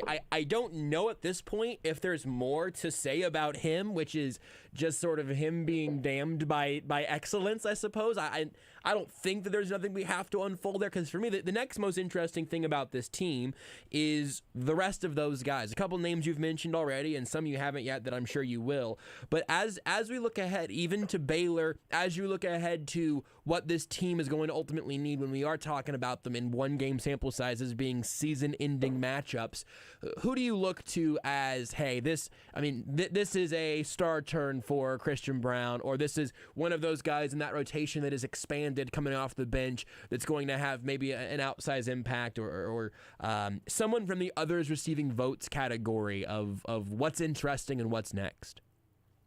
Yeah, so I think obviously Ochai Agbaji gets a lot of praise, and rightfully so. I mean, he's averaging 20 points a game and shooting over 50% from the field. I mean, just an incredible season, and one of the greatest seasons I think a player under Bill Self has ever had. But I think if you're picking the player that KU needs to play consistently throughout March to go far, I think it's Dave McCormick. Yeah. Because you look at that center position, and Mitch Lightfoot, he is what he is. You know what you're going to get from him. And some matchups he'll be able to play, and sometimes he won't.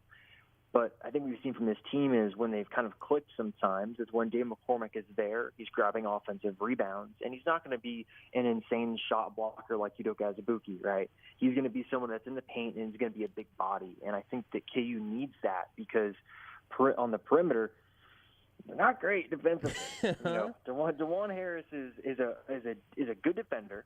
Ochai Agbaji is fine. Christian Braun is fine. Jalen Wilson is fine, but can be bad sometimes. And this is not a team that has Marcus Garrett that can go lock down the opposing team's best player. Mm-hmm. So what you need is someone to hold down the paint so you're not giving up easy two-point shots. And you have to rely on the athleticism on the perimeter to not give up a bunch of three-point looks. So I think you look at McCormick being that guy. And even behind him, too, you look at some of those freshmen, right? Zach Clemens.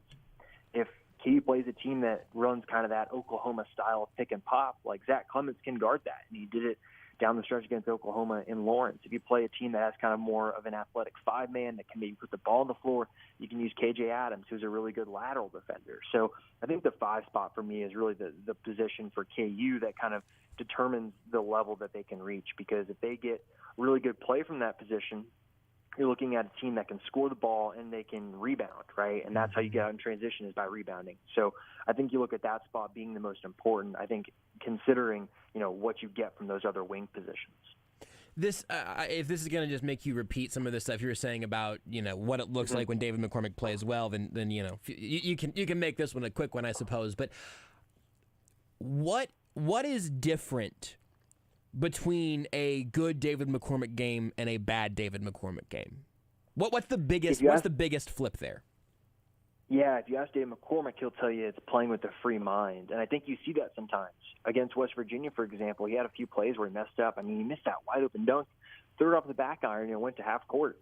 And then what happens is his teammates start trying to lift him up, like, hey, Dave, you're good. Like, keep going. So I think for McCormick, it's just not getting in his own head, because he's such a good person off the floor. And he cares so much about the team winning that I think when things go wrong sometimes, it can kind of snowball for him mentally. So I think for him, it's just about playing with a clear mind, next play mentality. You hear it all the time in football. It's such a cliche, but hey, next snap, right? You got 40 seconds to get rid of that play. And I think for McCormick, that's kind of the key. I just think that's super interesting because it also is something that cannot be very satisfying if you are a coach or a teammate or a fan or whatever. Like it's interesting for a journalist, but if you are trying to, if you just said, well, he gets out of his feet sometimes, he gets out ahead of him. Well, that's something that I imagine you have a plan for from a coaching perspective. But especially kind of late in his collegiate career, which still is, a very young man. It's interesting that that's kind of the thing that you can look at and say, hey, if he can play without feeling like he's carrying the weight of the team on his shoulders, he looks like a significantly better player. It's just, I think probably a unique, but maybe not exclusive, certainly, circumstance for him. No, and I think he gets some slack sometimes. It isn't necessarily warranted. I think you look at his Big 12 campaign, and it's better than he was last year in Big 12 play, and he was the most improved player in the Big 12 last year. And so I think that sometimes some of those plays where he has a rebound hit off his hands and go right to the other team, or he slams a dunk off the back iron, I think those one plays kind of stick with people sometimes, and you don't necessarily think about the broader spectrum of what he brings, because those plays make you put your head in your hands. But I think what he brings in terms of the paint presence and allowing guys like Ochai, Christian Brown, Jalen Wilson to go and get rebounds, I think that's a huge thing that he brings. So I think you're right. Like, for someone that is a senior, and it's so weird to think that if he wanted to, technically he could come back because of COVID year, that he could still come back. But I don't necessarily think that's going to happen. But it's so interesting that for someone that is a senior like this, it's so different than the past seniors that we've seen, right, with Marcus Garrett or Devontae Graham, Frank Mason. He's someone that still does have some of those moments that you're like, what just happened? Yeah, both as a senior and also as the fact that you have to begin most of those conversations about David McCormick with, well, look, he's not Udoka Azubuike, but, and that is both literally and figuratively a big shadow to be within. Let's zoom out a little bit and look at the rest of the conference. Obviously, KU and Baylor is just around the corner, and you'll be able to hear that right here on Sports Radio 810 WHB. But looking at KU and Baylor, and then even what Texas Tech has been able to do this year with the win over Baylor recently, and where they stand now. I mean, is it fair to say that the Big 12 has three contenders at the top of it? Is that not giving enough credit to some of the teams below that? Is that giving too much credit to anybody? I think the way that I think about the Big 12 is I kind of sort it into tiers almost. I think you've got your top tier, right, of, Kansas, Baylor, or really even Kansas, Texas Tech, and then Baylor, because Texas Tech, I mean, their three-point shooting is suspect, but they've been unstoppable, I think, the last kind of month and a half. But then I think that second subsect of teams, you get into kind of Texas, Iowa State, Oklahoma, kind of those programs that, hey, on a given night, they can beat anybody. But it's just a question of, is that night going to be tonight? And then at the bottom of the conference, I think, Iowa State's one of those teams that I just don't think they have enough scoring, and I wonder if they will make the NCAA tournament. And then West Virginia, I'm just not even sure what to make of them as a whole. It's just a weird team for them this year. So I think you look at the conference, right? I think if you're going to pick teams that will go far, I think Kansas is one of those teams that I think will probably end up being an Elite Eight team. But if you told me they went to the Final Four, I wouldn't be surprised. If you told me they lost in the second round, I wouldn't be really that surprised either. I think Texas Tech is one that can go far as well.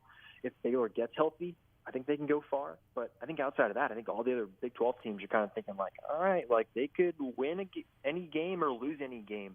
It just depends on what version of the team shows up. So it seems like this conference is one that isn't maybe littered with college basketball's elite teams, but it's got a lot of really, really good teams, and then a bunch of them are kind of solid teams that just depends on the night. I think, and I also think that's part of the appeal and the fun, not just of all of college basketball, but even particularly in March Madness. Like you would be a little silly to be really surprised that anything under a 3 or 4 seed losing on day one, to be shocked and appalled at the possibility. I mean, that happens. It feels like there's not that many, consistent teams that you would be blown away if they lost to a slightly inferior team by the metrics of the rest of the season. I mean, I don't want to put you on blast for the remainder of the top 25 outside of the Big 12 or whatever. But I mean, if you're going to put KU among the best in the country right now, if you're playing the tier game, I suppose, does Kansas get a claim to among the very best of the best, or are they still, because of some of the questions we've talked about here over the last half hour, are they still left with a couple of more things to prove before you think they truly belong amongst the true favorites? Well, I think this year in college basketball is so interesting because I think that top tier that you mentioned is pretty big. It's not like last season, for example, right, where everyone's like, all right, so Gonzaga and Baylor are the two best teams. Oh, hey, look, they're playing in the national championship game. I don't think it's that. I think you look at the top group, right? Gonzaga, obviously, they're just a juggernaut. Chet Holmgren, what an incredible player. But even outside of that, like Kentucky, they could beat anybody, but they could also lose. They have some weird losses on their schedule. Houston, same thing in the American. Is their strength of schedule really going to prove much to you? So I think you look up and down kind of in terms of those like Torvik and Ken Palm and all those websites, right? Like you look at kind of the top group, and I think Kansas is a part of that top tier in college basketball. But I think that top tier in college basketball is probably a little bit wider this season than I think it has been in some of maybe the seasons past. And I think that contributes to what could be a fun March Madness, where I think you look at kind of the top 10 in Ken Palm right now, or Torvik, or whatever you want to pick. Like, I could make an argument for a lot of those teams to make it far or to lose in like the second round. So I think we're in for kind of a really fascinating March Madness, and one that is a lot different than last year, or even what that 2019-20 would have been, where Kansas probably would have been the runaway favorite heading into it. Give me something to keep an eye out for KU Baylor. Again, that game tips off at 7 o'clock Central. You'll be able to hear pregame, the game, postgame, all here on Sports Radio 810 WHB. Give me something to look forward to, a matchup you like, something you think is interesting about KU Baylor. Yeah, I think for me, we talked about Remy Martin earlier. Is he going to play? I think that for me is just like, that is kind of the story now. I think we've seen what KU is, and we've seen what they've done through conference play. Really interested to see if Remy Martin plays on Saturday. If we take that storyline out of it, I want more of Jabaji. I'm here for the storylines. I love what he's put together this season. I think that in terms of the person that he is, in terms of what he's done on the floor, there's someone that, if you think about KU greats, like great off the court and great on the court. So I'm here for more Ochai Agbaji, high-level play, and I think that he's someone that already has locked up Big 12 Player of the Year. I think that a strong next week, 2 weeks, could do a long way in kind of putting him even into that upper echelon of the National Player of the Year conversation. Not saying he's going to win it, but can he be at the ceremony there when the season's over? Michael, I appreciate your time as always. Looking forward to Saturday. Looking forward to having an appropriately wrecked bracket in March and all the fun that comes with that. And there's nowhere I'd rather read about it than at fog.net, where I can also get my KU football recruiting knowledge, even though I'm still ramping up on that one. I'm a little bit of a slow come up on that, but I'm going to get there. We will get you there sooner or later, but thanks again for having me on. Always enjoy it. Always glad to have Michael Swain on the show. You can follow him on Twitter at mswain247. That's because of 24/7 Sports. You can check them out at 247sports.com. That get you the whole network of everything. But specifically for all the KU coverage that Michael heads up, you can go to fog.net. If I have to spell fog for you, you probably aren't going to be going there, because if you're a KU fan, you understand that it's a PH and not an F. I'm saying it anyway, though, phog.net for all the great work they do covering KU over at 24/7 Sports. Again, follow them on Twitter at mswain247 as well. We'll take a break. Whenever we come back, we'll talk about, probably something else here on Almost Entirely Sports. Did you know you can listen to Almost Entirely Sports anywhere, anytime? Well, you can. Just search for Almost Entirely Sports wherever you get your podcasts. If you love golf and are between the ages of 18 and 40, Tiffany Green's Golf Club has the perfect plan for you.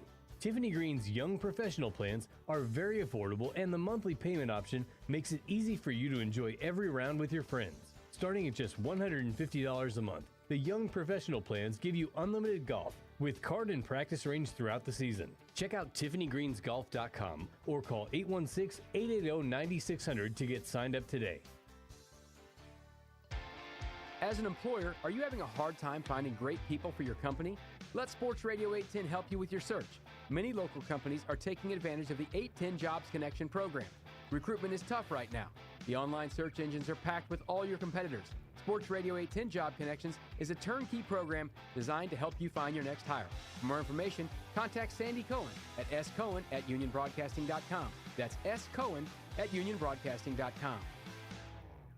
Sporting Kansas City kick off the 2022 season against Atlanta United on Sunday at 2 o'clock, and you can hear all of the action live right here on your home for sporting Kansas City Soccer, Sports Radio 810 WHB. We'll have a live 2-hour pregame show from the State Line Block Party starting at noon, presented by Michelob Ultra and CBD American Shaman. Sporting KC at Atlanta United, coverage starting at noon on Sunday on Sports Radio 810 WHB. Do you purchase products for the food service industry? Then get Regal. Healthcare, get Regal. Hospitality, get Regal. Go to getregal.com. Regal Distributing is a local Kansas City company in the food service and janitorial industry for over 60 years. Regal Distributing saves your business time and money.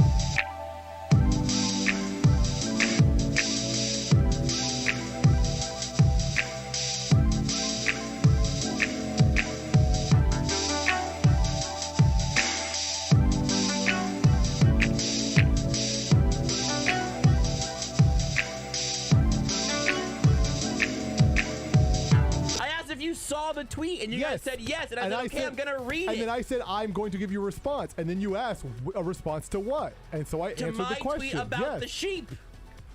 If you didn't want the answer, don't ask the question. Don't give away the punchline. On Sports Radio 810 WHB. Rudy, do you have that story about that big bear? I do. So. See how much. I was just going to ask if you had the story. That liner really inspired me. Mm-hmm. No, hold on. That's sort of a joke introduction. We'll get to it. I do want to hear the story about this big bear. I didn't even want to give any more details than that because I want the details to come out through the course of the story. It's a big old bear. But man, there's a very good, fun story that Rudy will present to us here momentarily.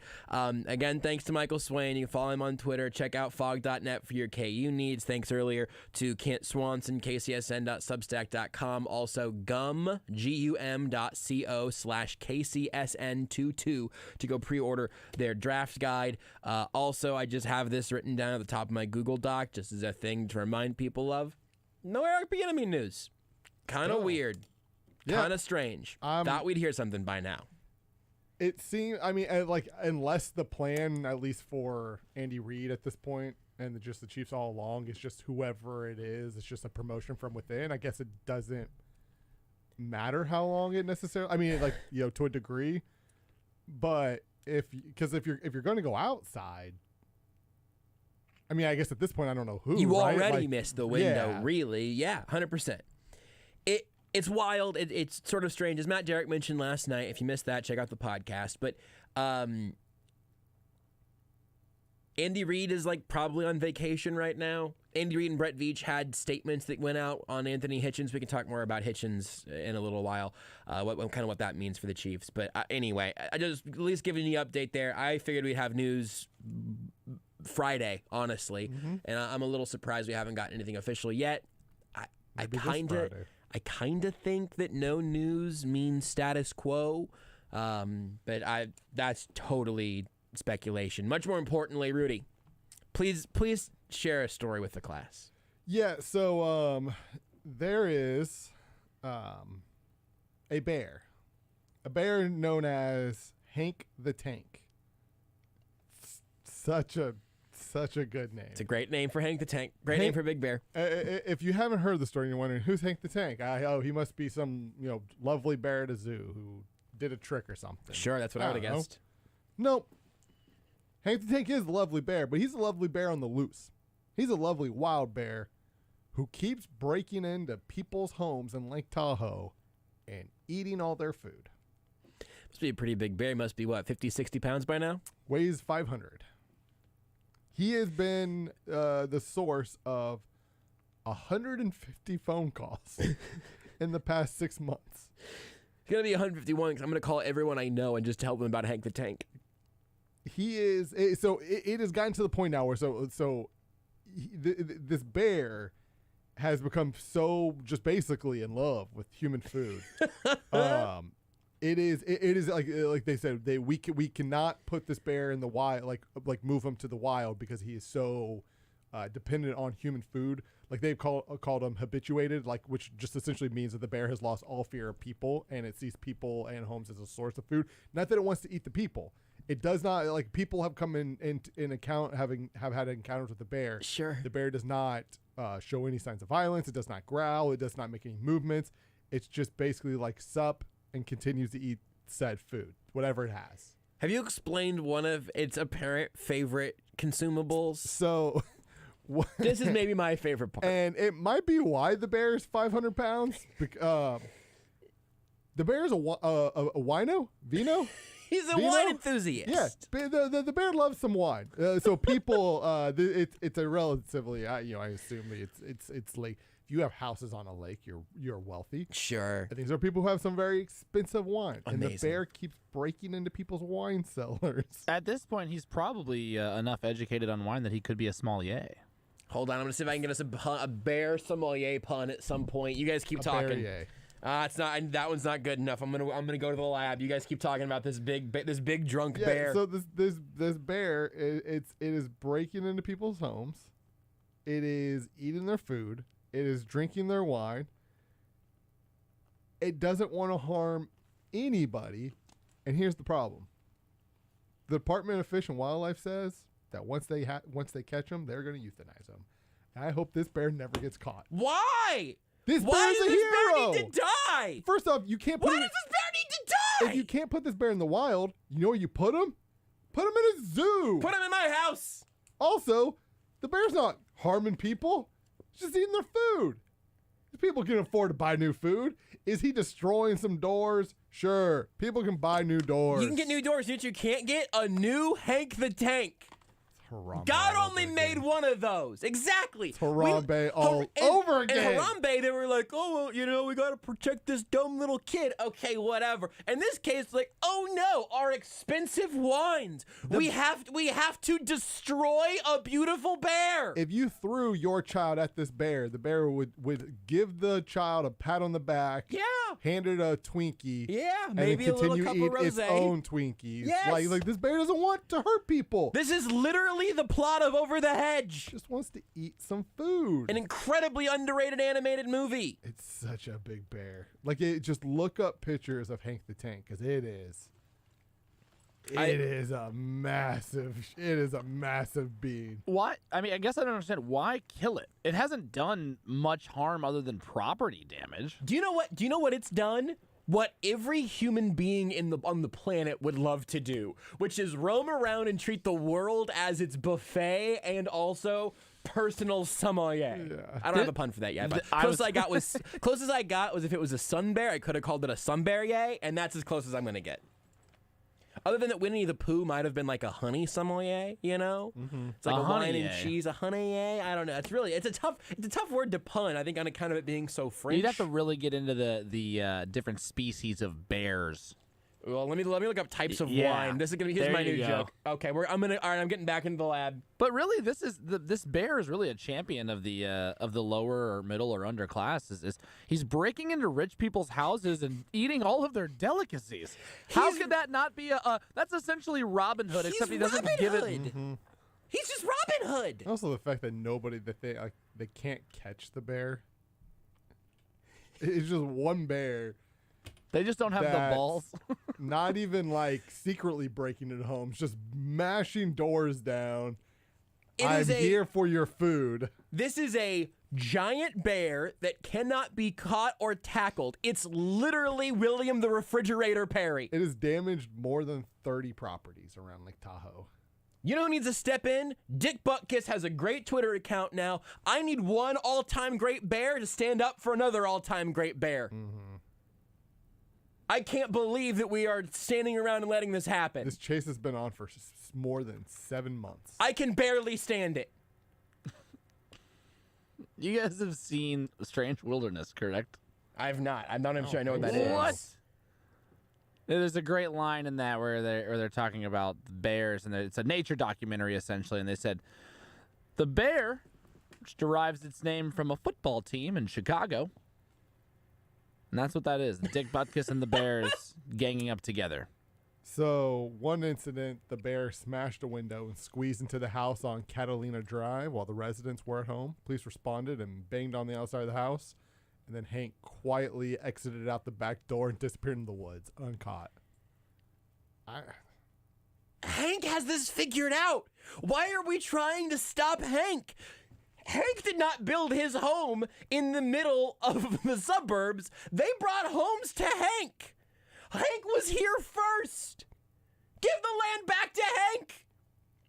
Or just give Hank a house. How about that? Hold on. Time out. Could we give Hank a house? Hashtag give Hank a house. And we're going to go get Ty Pennington and Extreme Home Makeover, and we're going to bring them out here. We're going to move that bus. 7 days. You've got 7 days. You've got 7 days. Pick one of the houses that Hank ruined and make it very bear friendly. Put all of his favorite whites, reds, and rosés in there, and make that house a bear home. Such a good bear. I don't understand. There are two things I don't understand here. One is why the world has not completely rallied around. If they kill Hank, story is mind blowing. If they kill Hank, we all gotta get out there. Like something has to happen. Yeah. And secondarily, I can't figure out why it's so hard for me to come up with a bear wine pun. It's been incredibly difficult. There's a brand called Barefoot. There is. Hey, hold on. Now, Rudy, get out of the way for a second. Go ahead. Now, Blake, this is tough for you, I know, because this is your first time really running the show kind of over there by yourself. But I want you to hit the button that erases the last 20 minutes of the show, and then everyone forgets what I didn't say yet, and then I'm going to make a pun, but then they're going to hear it for the first time. Okay, go ahead and just hit that button. Tell me when you got it. It's good. Okay. Now, this Hank the Tank fellow we've been talking about, you know what I bet his favorite brand of wine is as he's out there just guzzling wine, Rudy? You know what his favorite brand of wine is? What is it, Josh? Barefoot. And now, Blake, hit the button where it plays the little zinger from Seinfeld that goes...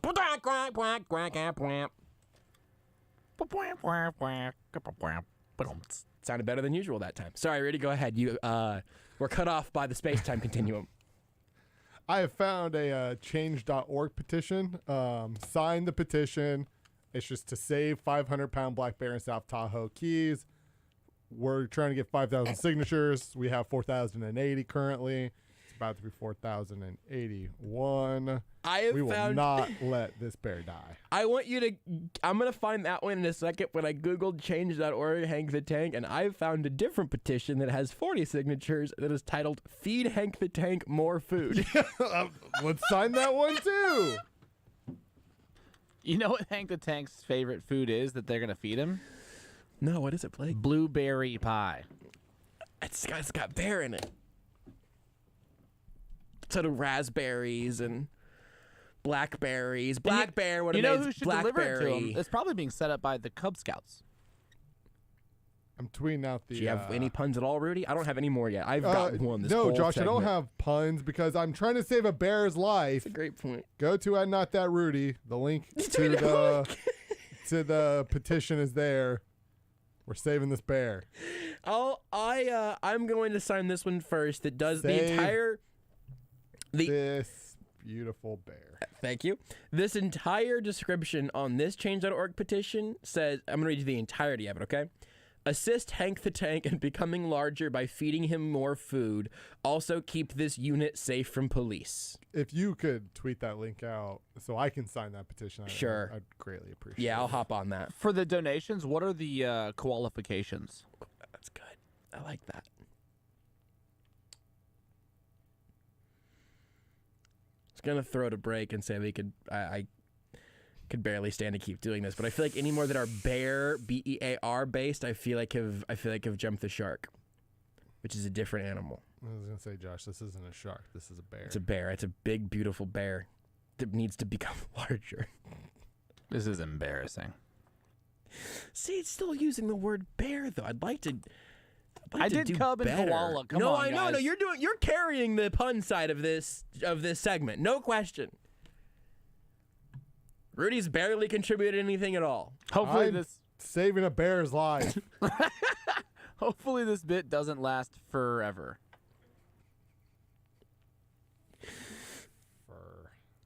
Blake's laying out for this one, man. I appreciate that. You've seen that Rudy and I are incapable of doing what needs to be done for this segment to go to break, which is that we have a really good one, then I can just point at you and you can just hit the button that starts the commercials. It's because you guys, when it comes to the show, you guys are just polar opposites. Not wrong. 6.5 out of 10. I didn't know I had to have an extensive list when I came into the show today. There was no pun in that. Guys, Bear-Secco. His favorite wine is Bear-Secco. We've done it. Not saved the bear's life, but legally we're now allowed to go to break. Thank God. Take the show with you wherever you go. Listen live on the Sports Radio 810 mobile app and 810WHB.com. Building a pool is not a job for amateurs.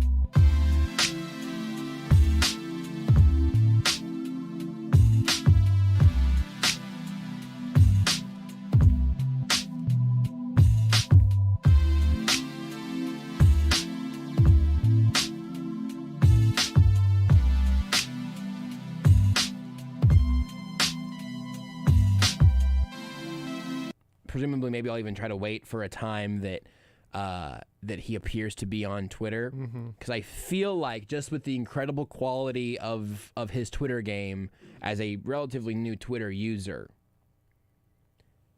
I feel like he might get behind the idea of protecting an all-time great bear.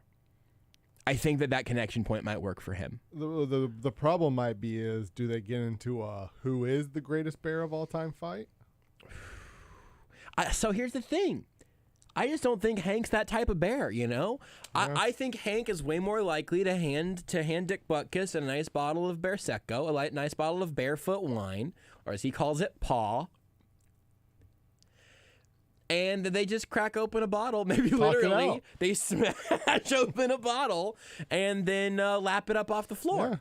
Yeah. Just like great ones do. Some nice wine and cheese, you know? And you know, like cheese from a Green Bay Packers foam head. Yeah. You know, they can just slice that up, and they both can agree that they love to demolish some cheese. Absolutely.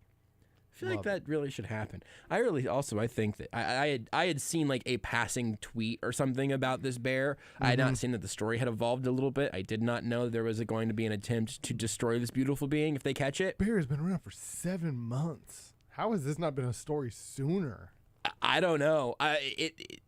Hank is incredible at not letting the block get too hot. How have they not caught this bear?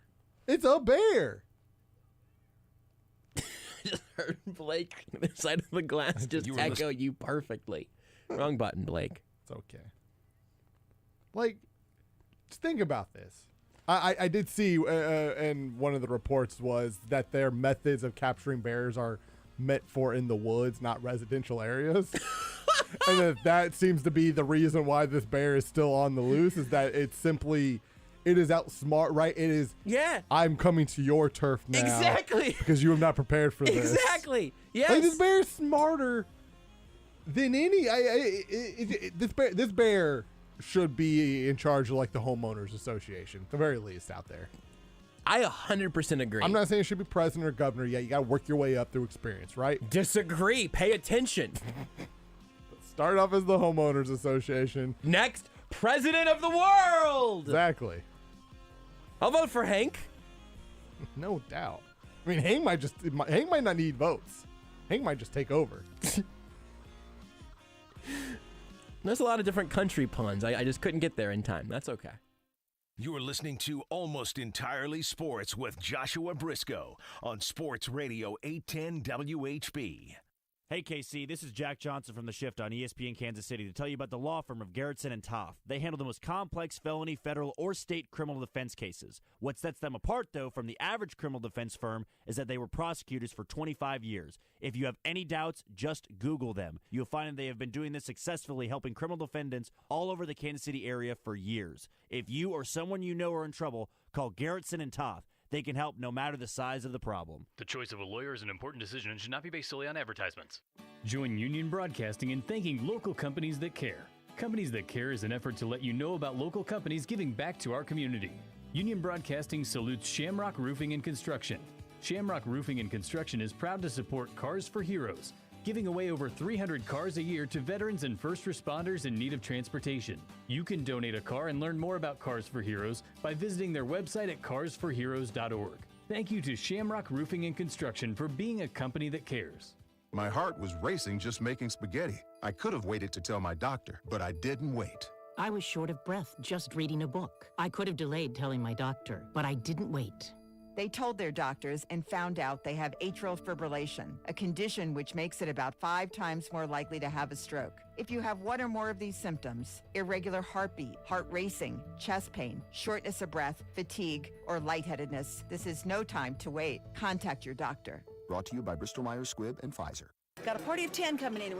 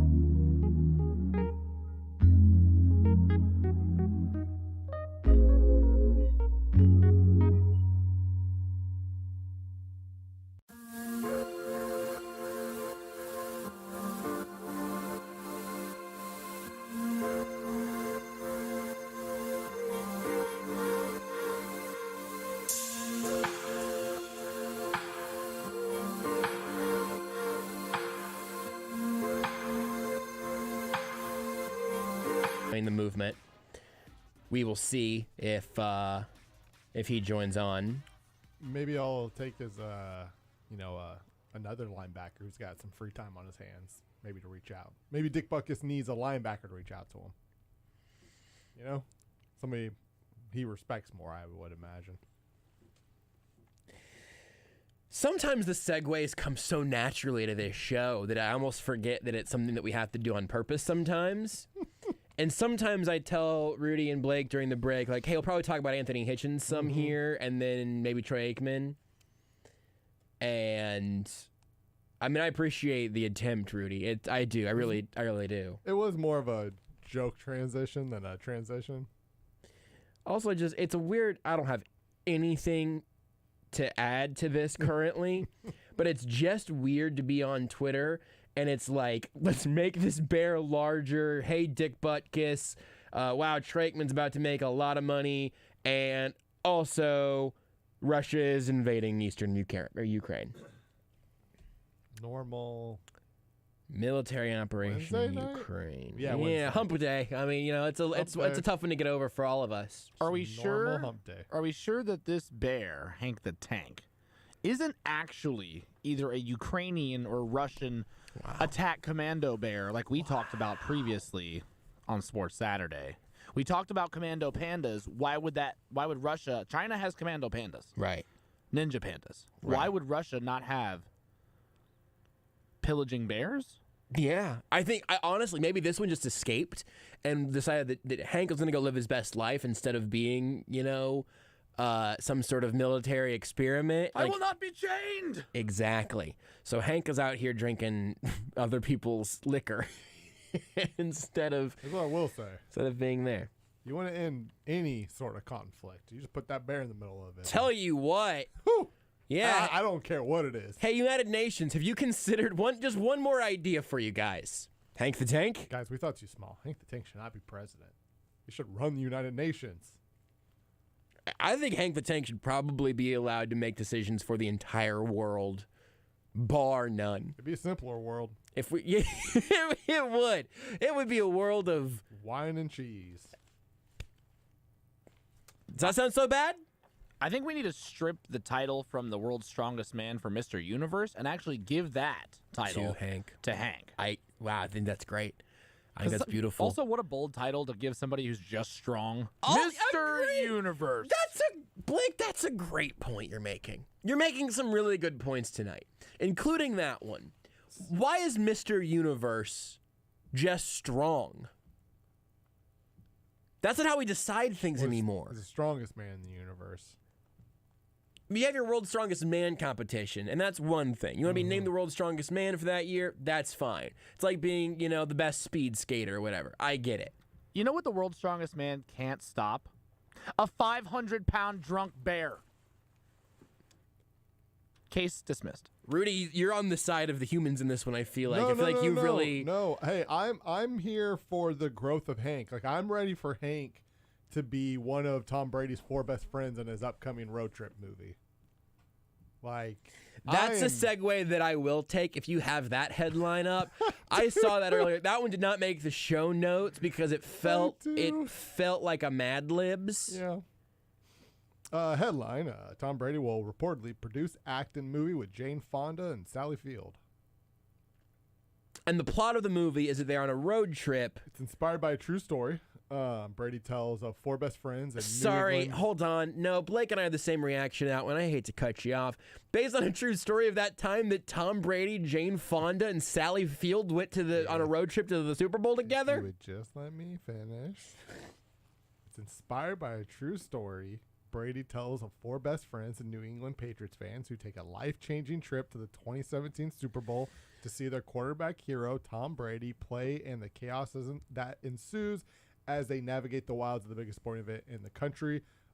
Tomlin, Fonda, Moreno, and Field will play the quartet.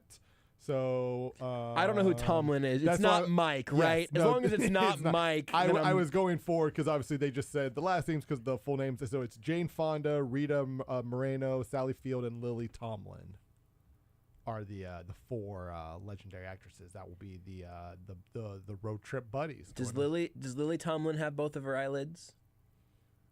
Well, I mean, probably, but they're closed. Or open, I mean, at all times.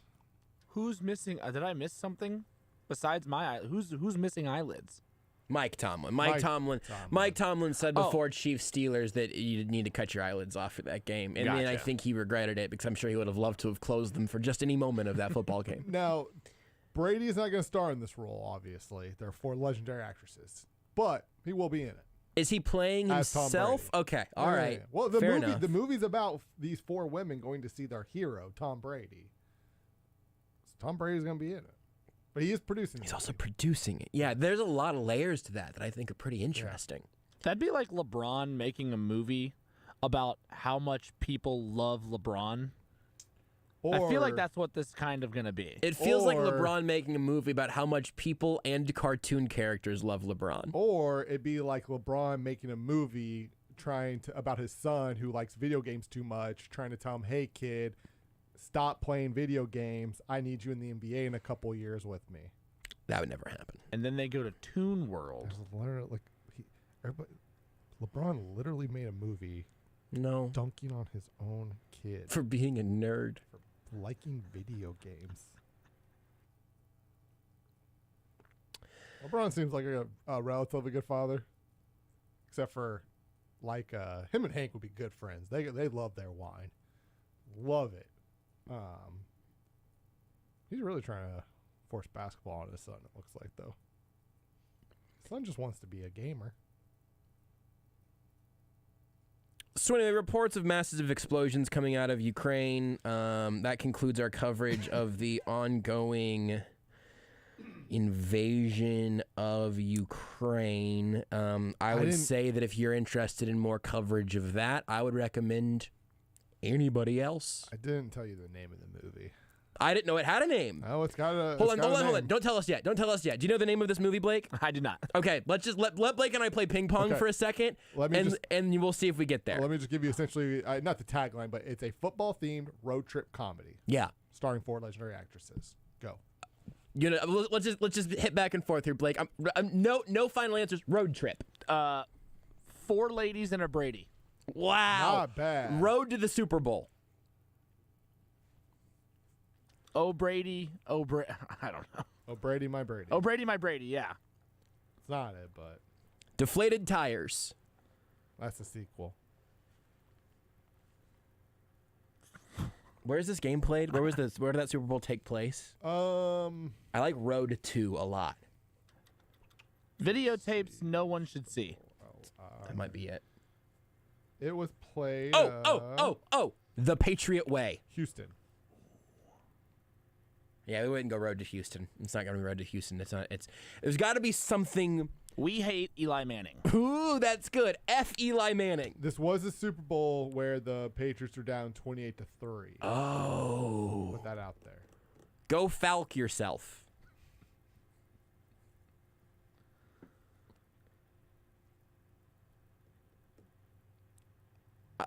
Interstate 28-3. The Great Comeback. Should I?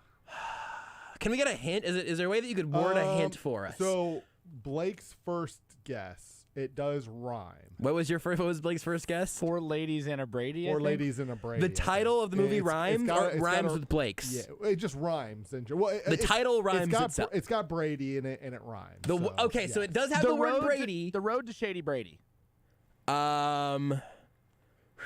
Okay, so hold on. I'll be honest. I don't totally understand where he's coming up with it, but the word Brady is in the title, and the title rhymes. And these women are all like old, right? Oh, ladies love Brady. Jane Fonda still. Brady ladies. Brady ladies? The Shady Brady ladies. Nope. The ladies in their 80s. Brady's ladies in their 80s. Yeah, Brady. Yeah. I like Brady's ladies. Rudy's eyes got big. We've gotten pretty close here. You have said it is 3 words long, and you have said 2 of them. 3 words. It rhymes. Well, Brady's obviously in it. I think ladies got to be it. I think it's got to be that. We're playing Wordle now. Brady's basically. 80s ladies. I think 3 words.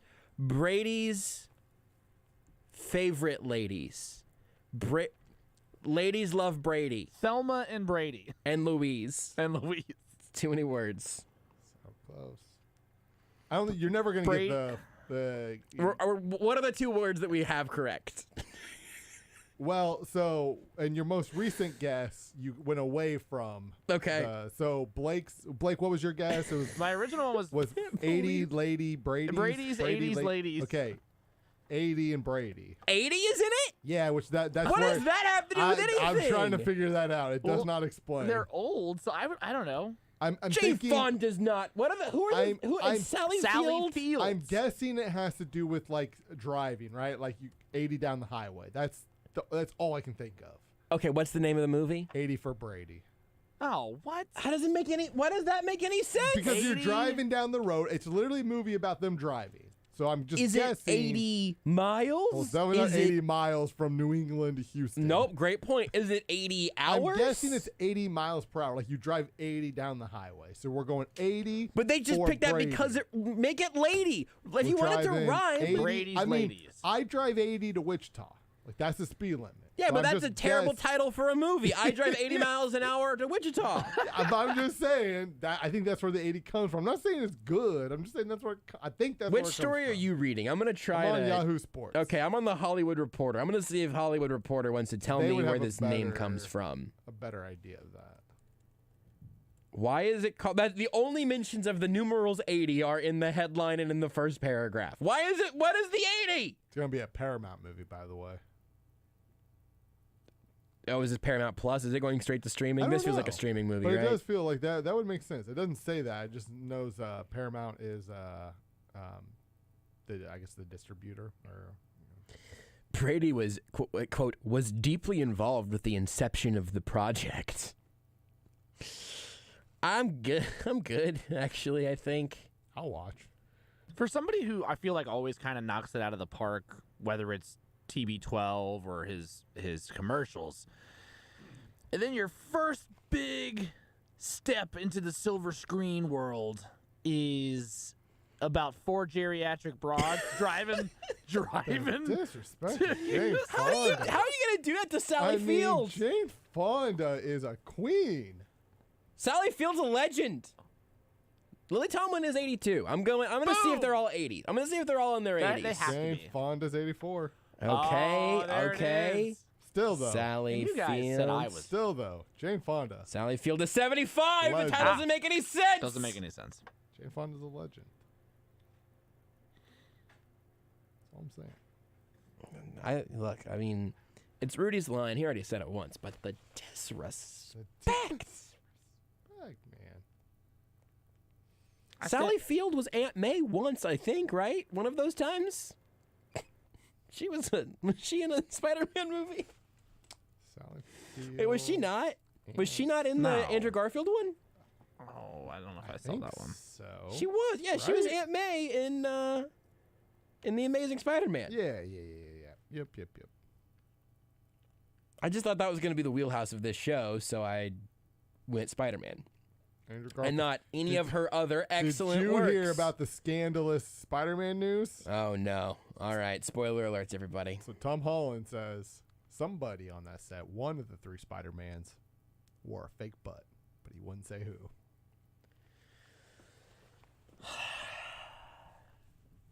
It's a real story. Real story. One of them. I feel like Tobey Maguire would just let it be. You know, if you were watching Spider-Man and you thought one of those Spider-Mans, like, man, his butt looks good in that Spidey suit, might have been fake. We don't know. Might have been. One of them was. Okay, here's my question. Did Tom Holland say it wasn't him? No. He just said he wouldn't say who. He just said one of us had a fake butt. I won't say who. Quote, I'll give you a spoiler, and I'm not going to tell you who, he said during his February 21st appearance on Late Night with Seth Meyers. But one of us has a fake ass in their suit. You can figure it out for yourselves. I don't think it was Tom Holland. I also don't think it was Andrew Garfield. But I also don't think it was Tobey Maguire, so where am I? I don't know. Oh, he says, I think it says he's not. Holland said, quote, I remember being on set and being like, wow. Oh, hang on a minute. Nah, that's not real. Could have said that one looking in the mirror. I feel like we got to get to the bottom of this now, right? I mean, they've kept their secrets pretty well with the Spider-Man movie. We may never know. Maybe they all work fake butts, but just to make you think they didn't, they only said one of them did. Because that's technically true. It's like how you said, like, hey, did you take the chicken out of the freezer? Yeah. 1 minute ago, but yes, you did. That's like the quintessential I forgot to do a chore before mom got home thing, right? Yeah. I feel like that. I don't know why that became the shared experience, but just like everyone has some PTSD about like defrosting a piece of chicken. Like taking it out. And maybe it wasn't just 10 minutes before they got home. Maybe, but it was just, you know what I mean? Like you set it out way like hours later than what you were supposed to. Like, I don't know why it's not frozen or unthawed yet. Or did it just be thawed or unthawed? I would usually just tell my dad, I was like, sorry, I'm an idiot. I forgot. And he'd look at me. Tobey Maguire does not look like he has a fake butt in these pictures I'm looking at. How many fake butts you been looking at? Wow. That you could tell the difference. That's a great Josh point. is an expert of the male buttocks. It's true, man. Look, he has built his career largely based off looking at Anthony Sherman's. Anthony Sherman's butt did not appear to. But here's the thing: Blake makes a great point. Yeah. I don't know if Blake knows the Anthony Sherman reference, by the way, Maybe which not, is crazy. Yeah. I mean, I think it was before Blake's time working here. So I should make this aware to everybody. Then there is an edition of the Kansas City Star sports section from training camp 3 years ago, where I am in a black Sports Radio 810 T-shirt, and I am in the media scrum, the front page of this of the sports section. This picture is in digital forms all over the place. Is Anthony Sherman in like a USA leotard with like a cowboy hat, and he's in the media scrum. And I am leaning around the back of like the entire group in my dark black shirt that really pops out of the picture. And I am taking a picture of the backside of Anthony Sherman's outfit, which also includes the backside of Anthony Sherman.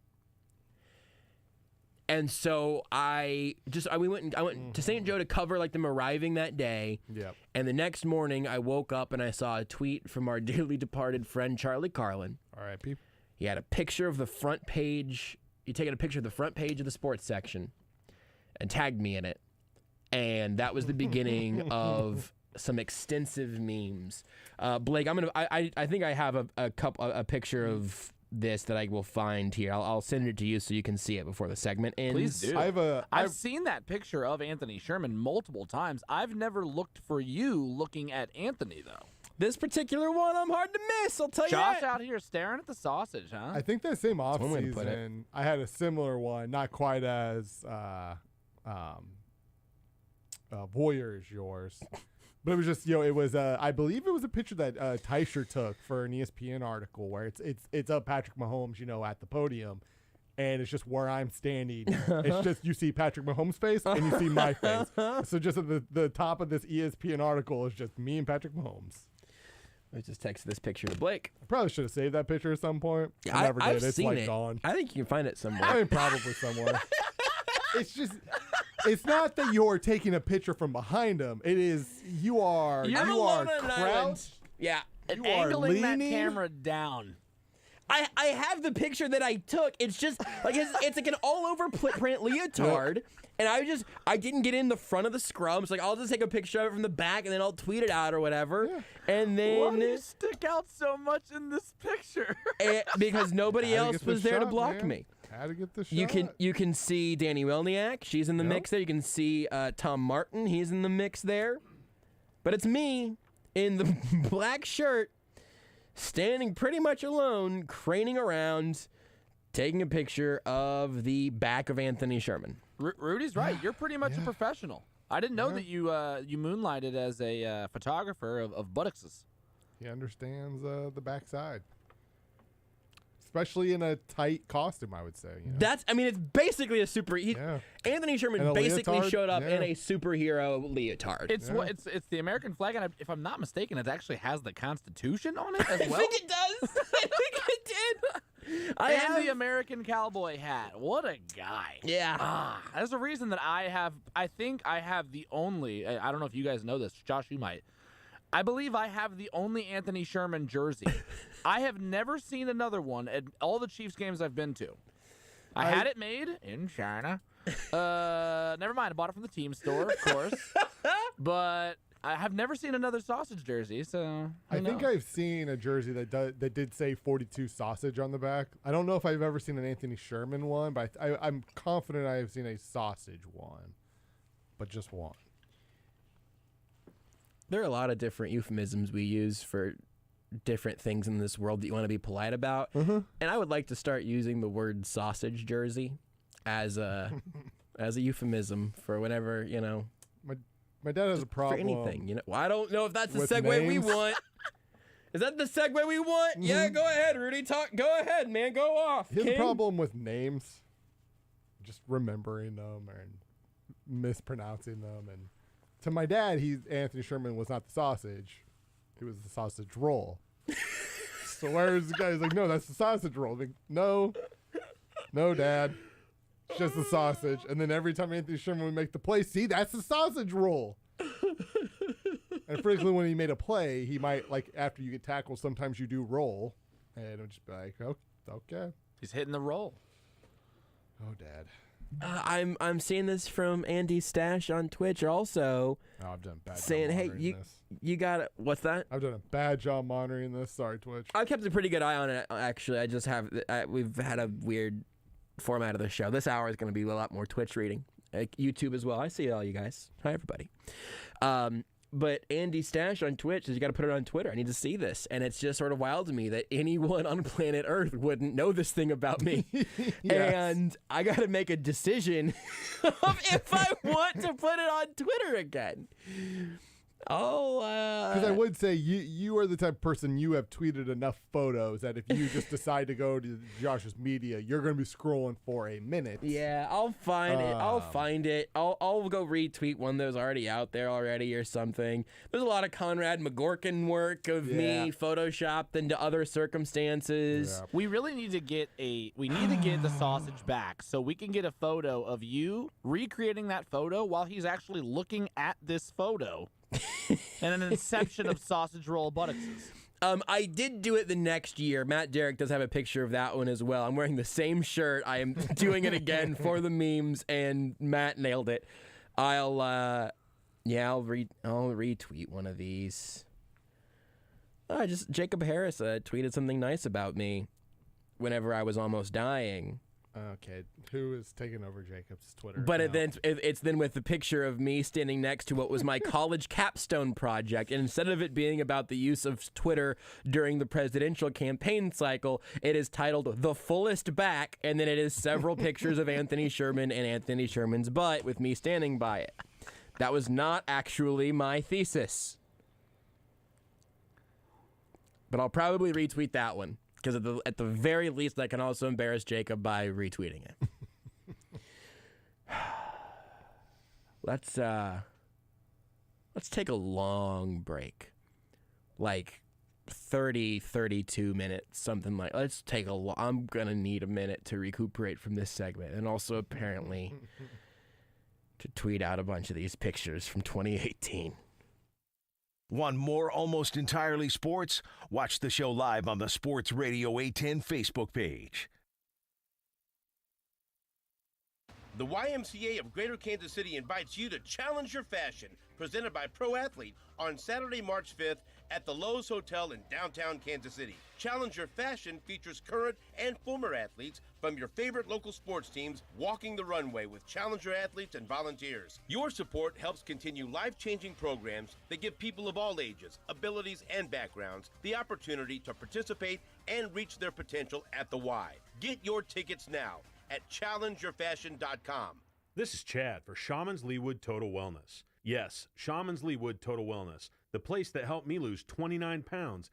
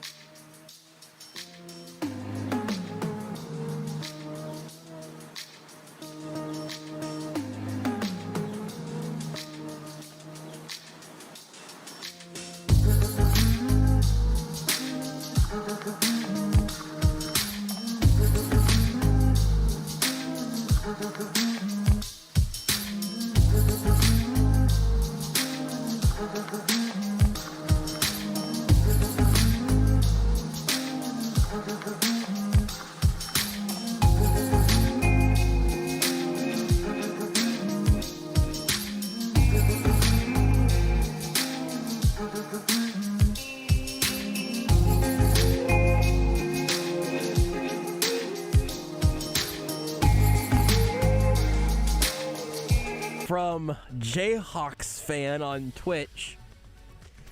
It's the second picture in Google Images if you search Joshua Brisco, Anthony Sherman. Oh my goodness. Let's try this out. What's the first picture if you search Joshua Brisco, Anthony Sherman? I'm not even gonna put in Anthony Sherman. I just want to see if I go Joshua Brisco. There's a lot of pictures of me, man. I'm very online. The first one, my favorite though, is on that first line. There is you from the hospital, the thumbs up as you were getting out. I also really enjoy the fourth picture. This is on the first line. Yeah, that one's not yes. you. That's when I tweeted out a while ago. Kent's on there pretty early. I don't like that. Kent. I'm gonna call Google. I'm gonna call Mr. Google. There's a if you picture search, of a Joshua Brisco who's unemployed, it says, from his LinkedIn profile. That's not me. Joshua Brisco huddle photo. Probably not me. Football player. Seems unlikely. If you Google Joshua Brisco, Anthony Sherman, you will find a picture I took of Anthony Sherman in this outfit. There's me. You'll find Rudy eventually. Patrick Mahomes. You'll see, you'll see all these pictures that you can find of me being. This is a look, man. Being a voyeur. Apparently. This is you back in your early days. Yeah, that's a college picture with the little AES logo in the background. Early days of AES on ESPN Kansas City. You heard one of those liners earlier by accident. Thanks, Beards. Is that fair? Is it fair to call Beards out on that? I don't know. It doesn't matter. He's not listening. Of course not. We can't listen from heaven. Well, down below. That's where all gingers go, unfortunately. Wow, yeah, it's the first time we've had a backwards hat wearing ginger running the board for an AES in a while. It's been a minute. Does Beards wear hats? Yeah. Only when he's running the show, pretty much. Yep. Backwards I've never hat. seen him have a hat. Backwards hat, show running pretty much all the time. Yep. Yeah. Hold on. You taking your hat off to differentiate yourself from Beards? He leaves hats in the office for that occasion. Blake's got emo hair, really swooping it over a little bit. Yeah, Beards literally has I put like a couple of command strips and hooks on in the AES office, and he just has extra hooks there. It's a great look, Blake. That's powerful. Try to get this on the camera for everybody. Yeah, Blake looks like he loves Good Charlotte. I don't know why particularly Good Charlotte. Really take a look and see if Good Charlotte works for you. I don't know why it is Good Charlotte for me, but it is. Feels a little right, yeah. I like Good Charlotte, but it feels a little right. I'll tell you what. Got my heart broke in the summer. I can't look at him. That. No, I didn't either. Fall Out Boy probably is a little bit more. I look like a redheaded Pete Wentz. No. I've got Beards' evil brother. You look like Beards' cousin who Beards' mom tried to keep him from hanging out with too much. That's what you look like. I want everybody to know I don't normally look like this. That's why I have a hat almost all the time. Get my haircut tomorrow though, so. Yeah, I don't really know if I know what your hair looks like on a normal day because I always see you at 8:55 a.m. on a Saturday. Oh yeah, that's you only see the aftermath of the night before. Correct. Or a hat. Correct. It's half like sticking up on one side, Woody Woodpecker-ish. Yeah. It's looking real nice. Yeah, it's a really powerful look.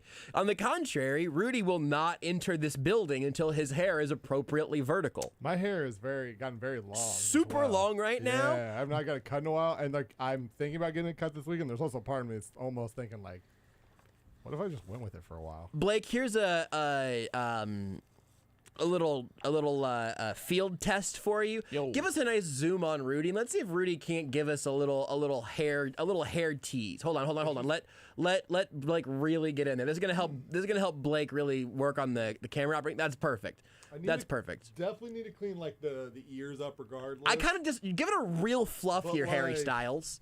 But like, it's getting long, especially the back is getting a little curly. I think this is Rudy cutting loose. It's just I just haven't had a haircut. I think you got to really give it a like you're petting a dog with long hair. You know, give it a nice zhuzh. Yeah, I want to see the real volume at hand. I mean, you know, there it is. Is it thick? You got a thick hair? It looks pretty thick. Oh yeah, Rudy's got good hair. Thick hair. That's like sausage roll thick. Yeah. No, my hair's super soft. Rudy just flipped his hair to the left, and he looked like Goku for a second. Oh, I'm down with that. It is. You would not have a long ways to go to anime hair if you wanted to, and I think that's hard to get that like triangular, spiky to hold at all times. But you need 4 people and like a full can of hairspray. But that's what I do every day that I'm not wearing a hat. Like I mean, do you guys not pay your servants to specifically help you sculpt your hair? Well, we're not the talent, Josh. Come on. Once I heard that that's what Lebo did, I said, you know what, I'm going to do that also. It's a short job for Lebo's guys. I get all my hair advice from Lebo. But he pays him well. I forgot we're supposed to talk about this on some level on Monday, but it's just now we're here on Wednesday. It's fine. It's how it works. I have had precious few joys in my life that overwhelmed the moment of running into Todd Lebo at the Tyler the Creator concert. Yes. What? Lebo talked about this on the board patrol Monday. Because somebody else was there. Did he say the other person who was there? Yes. I knew you were there. Yes. So well, because there was also I don't know if you I know one person you saw. I don't know if you saw Steven's kids were there. Richie was also there. Yes. Yeah, I saw the whole gang, but I got a text between acts. Renee and I had gone to the merch table. I'm a big merch buyer at shows. It's been a thing I've been consistent about. Speaking of merch, my Candle Nights Christmas ornament came in. So excellent. It is well made. It is sturdy and thick. It's not some little plastic flimsy thing that will break in. The McElroy brothers know what they're doing. I bet they made them by hand. I hope so. So I get. Did I say girlfriend Renee or did I just say Renee? By the way, I think you just said Renee. Okay, I think I might have just said you just said Renee. I might have just dropped the precursor because now at this point you just got to know who Renee is. Yeah. But so between Vince Staples and Callie Euclid, I think. Callie Uchis. Uchis? Yeah, she's awesome.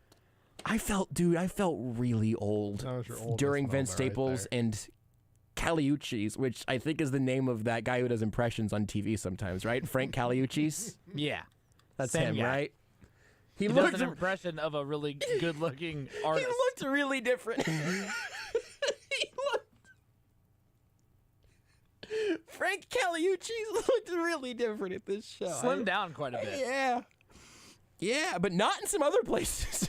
It was wild. It did not look like Frank Caliucci. Were you an Uchis fan?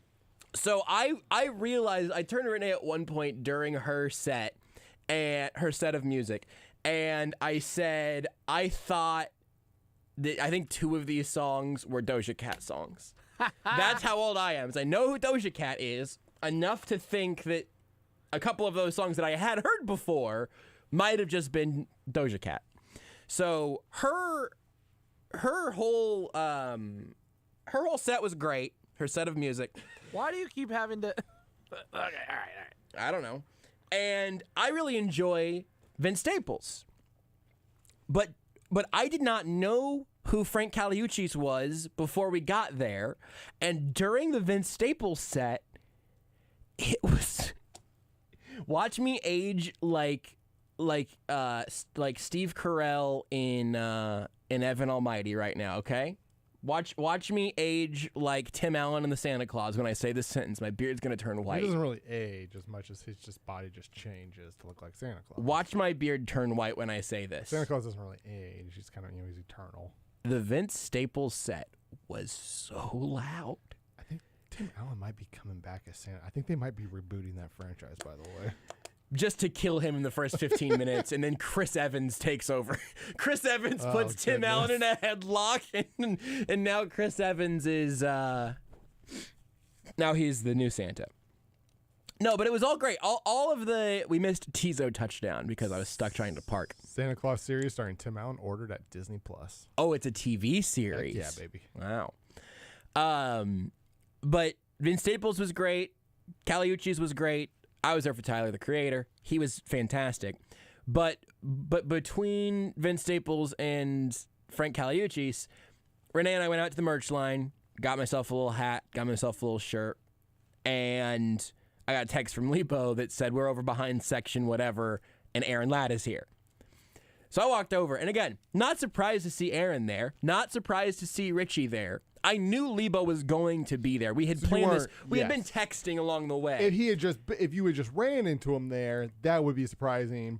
But even knowing that he was going to be there, turning knew. Turning the corner and seeing him there, specifically in his little little newsboy cap, which is like that's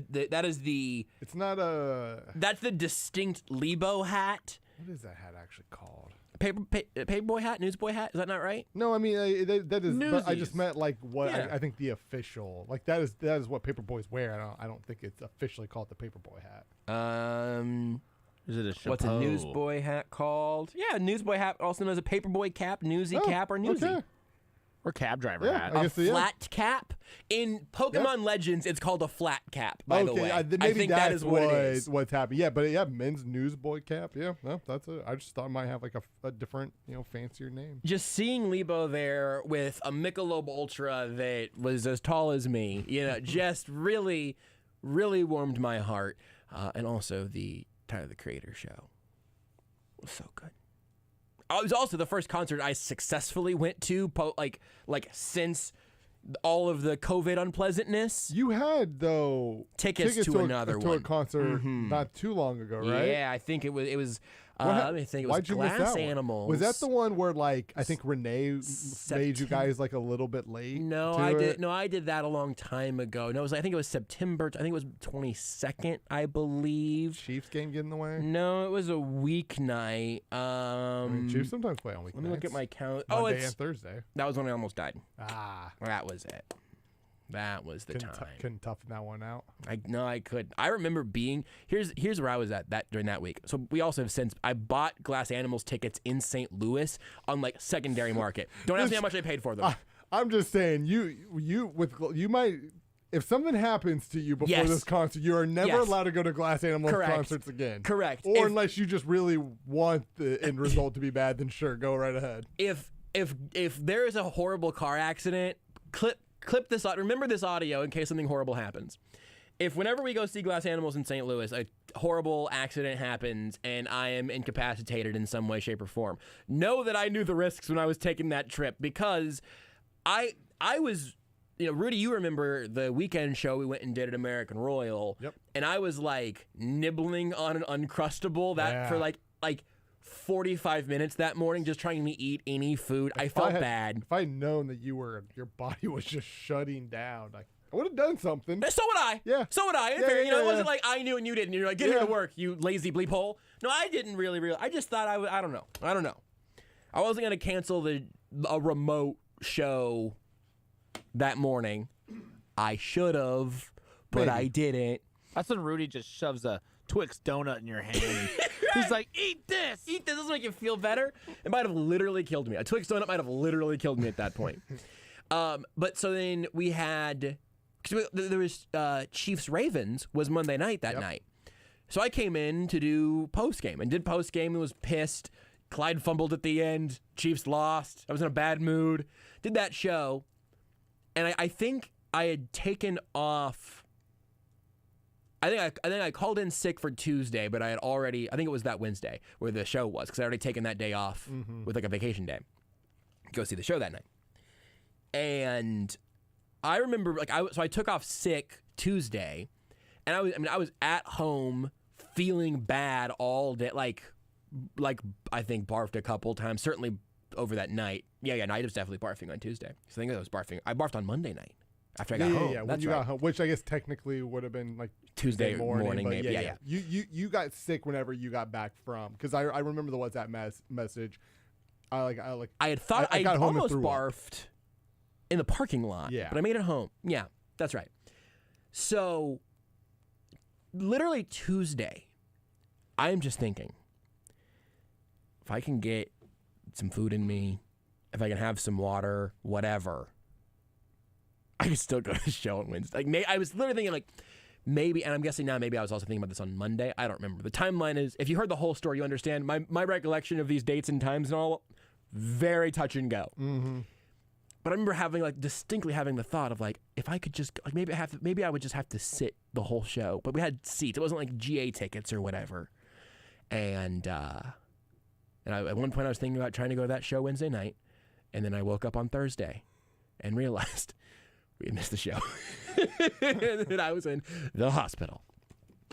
So yeah, I'm hoping that if you Google Joshua's name and go to images, you'll see the picture of him as he's leaving the hospital. Thumbs up, feeling good. Feeling and okay. Feeling better. Feeling alive. Feeling not feeling dead. alive, exactly.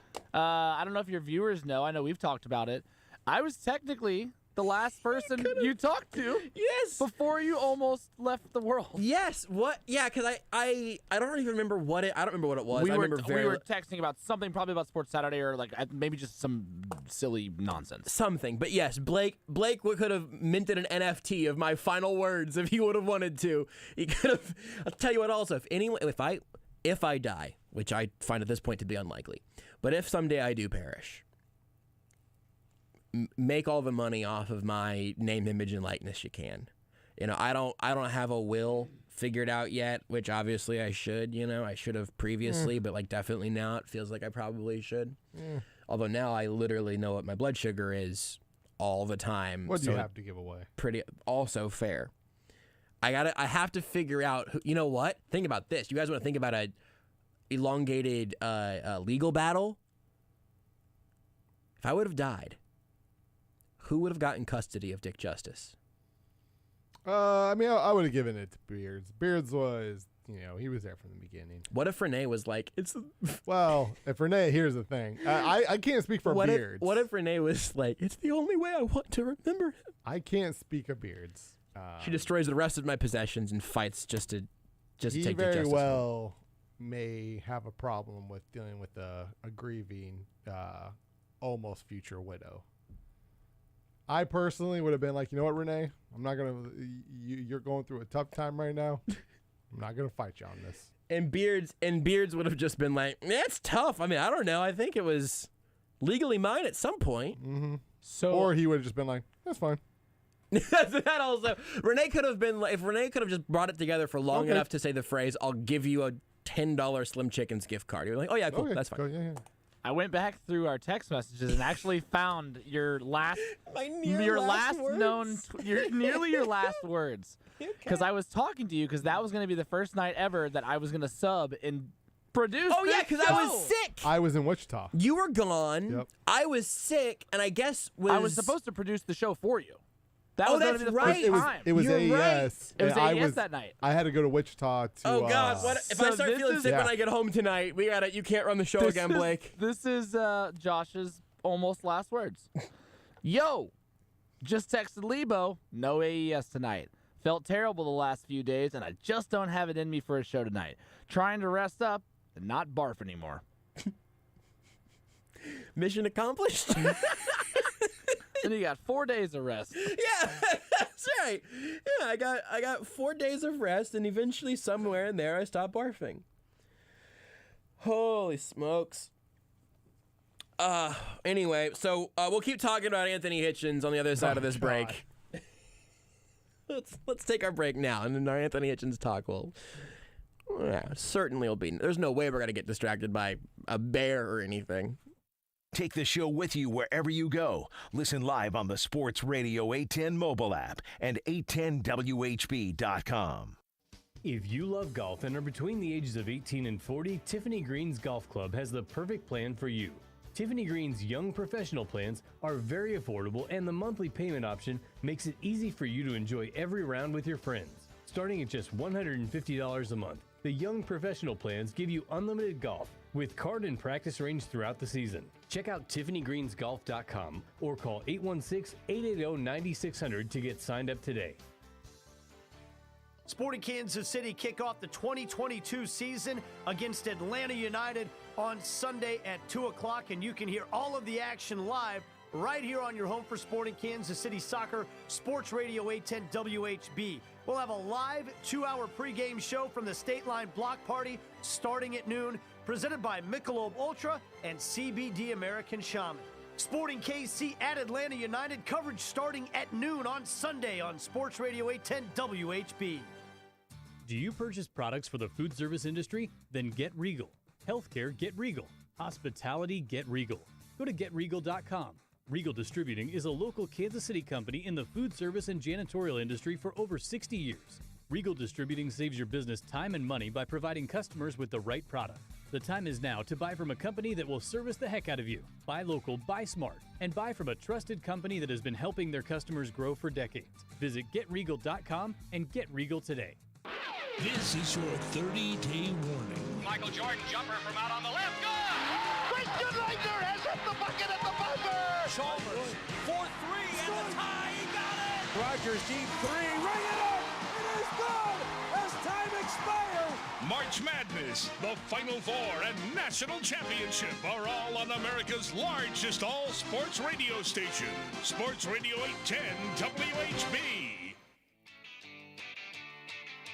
You're listening to Almost Entirely Sports Let me ask you a question. Come postseason time, who do you want? You want Blake Griffin or you want Melo? Blake Griffin. with Joshua Brisco You want Blake Griffin over Carmelo Anthony? on Sports Radio 810 WHB. So just a reminder that this show tonight is happening while there are explosions happening in Ukraine right now, which also happened while The Weeknd had a tweet that is just all caps, "Let's go!" which lots of people have been quote tweeting to say, "Hey man, you just did the worst time tweet ever." Do we have proof that the bombs have actually? Do we have like video proof? Yeah, apparently, yeah. Reports on that there are like explosions happening in Ukraine currently, and we've been talking about Anthony Sherman's butt and Spider-Man's butt and my pancreas. That's the important things. Yeah, and you know, we've had our moments over the last couple of years for sure, where big societal things do come across the table that I either feel a comfortable knowledge or some sort of responsibility to say something like relevant on. Mm-hmm. This isn't one of those times. Not that this is not bad. Seems very clearly like this is not good. Don't like it. My controversial opinion, Vladimir Putin, not a cool, chill guy. I know. Now, also, Rudy, if you could real quick shut all these blinds in here so I get this pesky red dot off of my... I don't know what that... I thought it was a pimple, but... You say he's not cool, but I don't know too many people who've ridden a horse shirtless. That's pretty cool. Yeah, so there are bombs going off in Ukraine. Some videos. Yeah, bad. Anyway, I'm just mentioning it here. So, like, we're just... This is one of those things, right? If you can't tell, do not feel like I have the width, breadth, depth of knowledge to say anything worthwhile. And so we're talking about the farthest possible thing, which is Chiefs cut Anthony Hitchens, Blake, my final words to Blake, Spider-Man's fake butt. I get it. Don't come here for the Russia-Ukraine talk, but also if this is the way that you're finding out that that's all happening. Show's over in a few minutes. You could probably find some more qualified information sources. And Grambling State has hired Art Briles to be their offensive coordinator. Just in time. Who's the head coach at Grambling State right now? Hugh Jackson. Committed to taking L's in any way, shape, or form he can get them. Do you know how bonkers that is?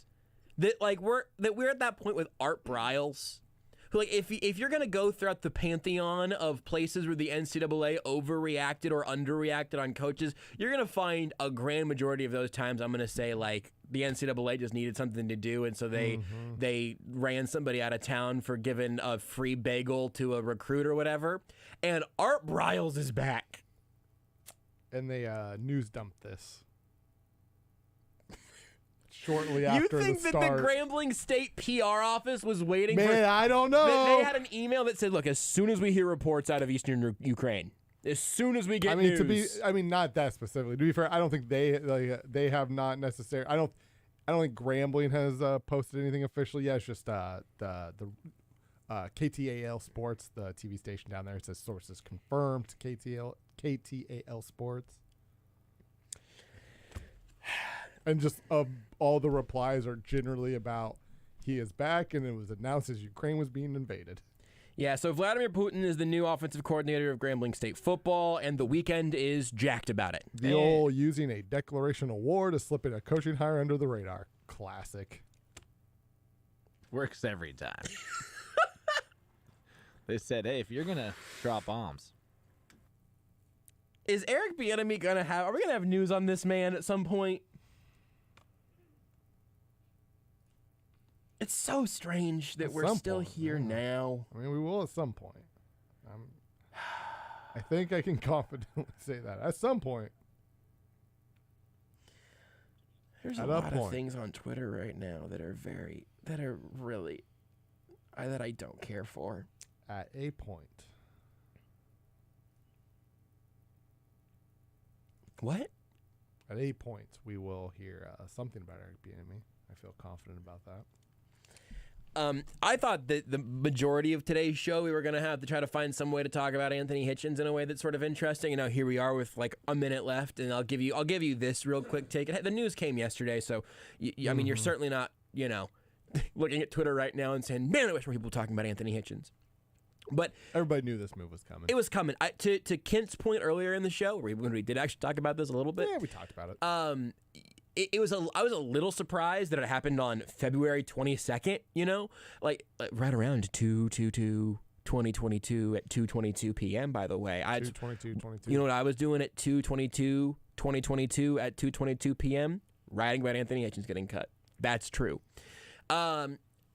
It was a move that needed to happen because they were going to free up the cap space that was going to come with that move. His cap hit was going to be about $12.7 million. It ended up being now brought down to $4.2. That's a prorated bonus, so it's spread out over the years of his contract anyway.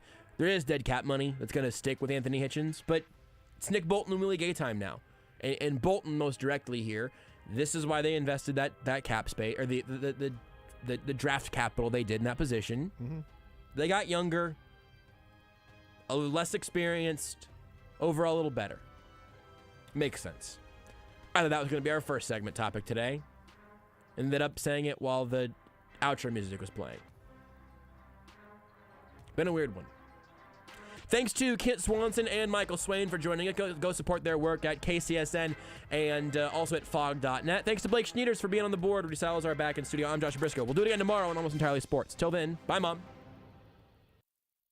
Stay at the Inn at Meadowbrook for a romantic getaway in the month of February. The Inn at Meadowbrook is a one-of-a-kind boutique hotel near Kansas City. Nestled in the middle of parkland, lakes, and trails in the middle of Meadowbrook Park, located right here in Overland Park, Prairie Village, and only 15 minutes from Kansas City's attractions. Come explore the park trails on the complimentary cruiser bikes and world-class dining at Verbena, and finish off your evening with sunsets around the fire pit. For reservations, go to innatmeadowbrook.com or call the hotel at 913-329-9000.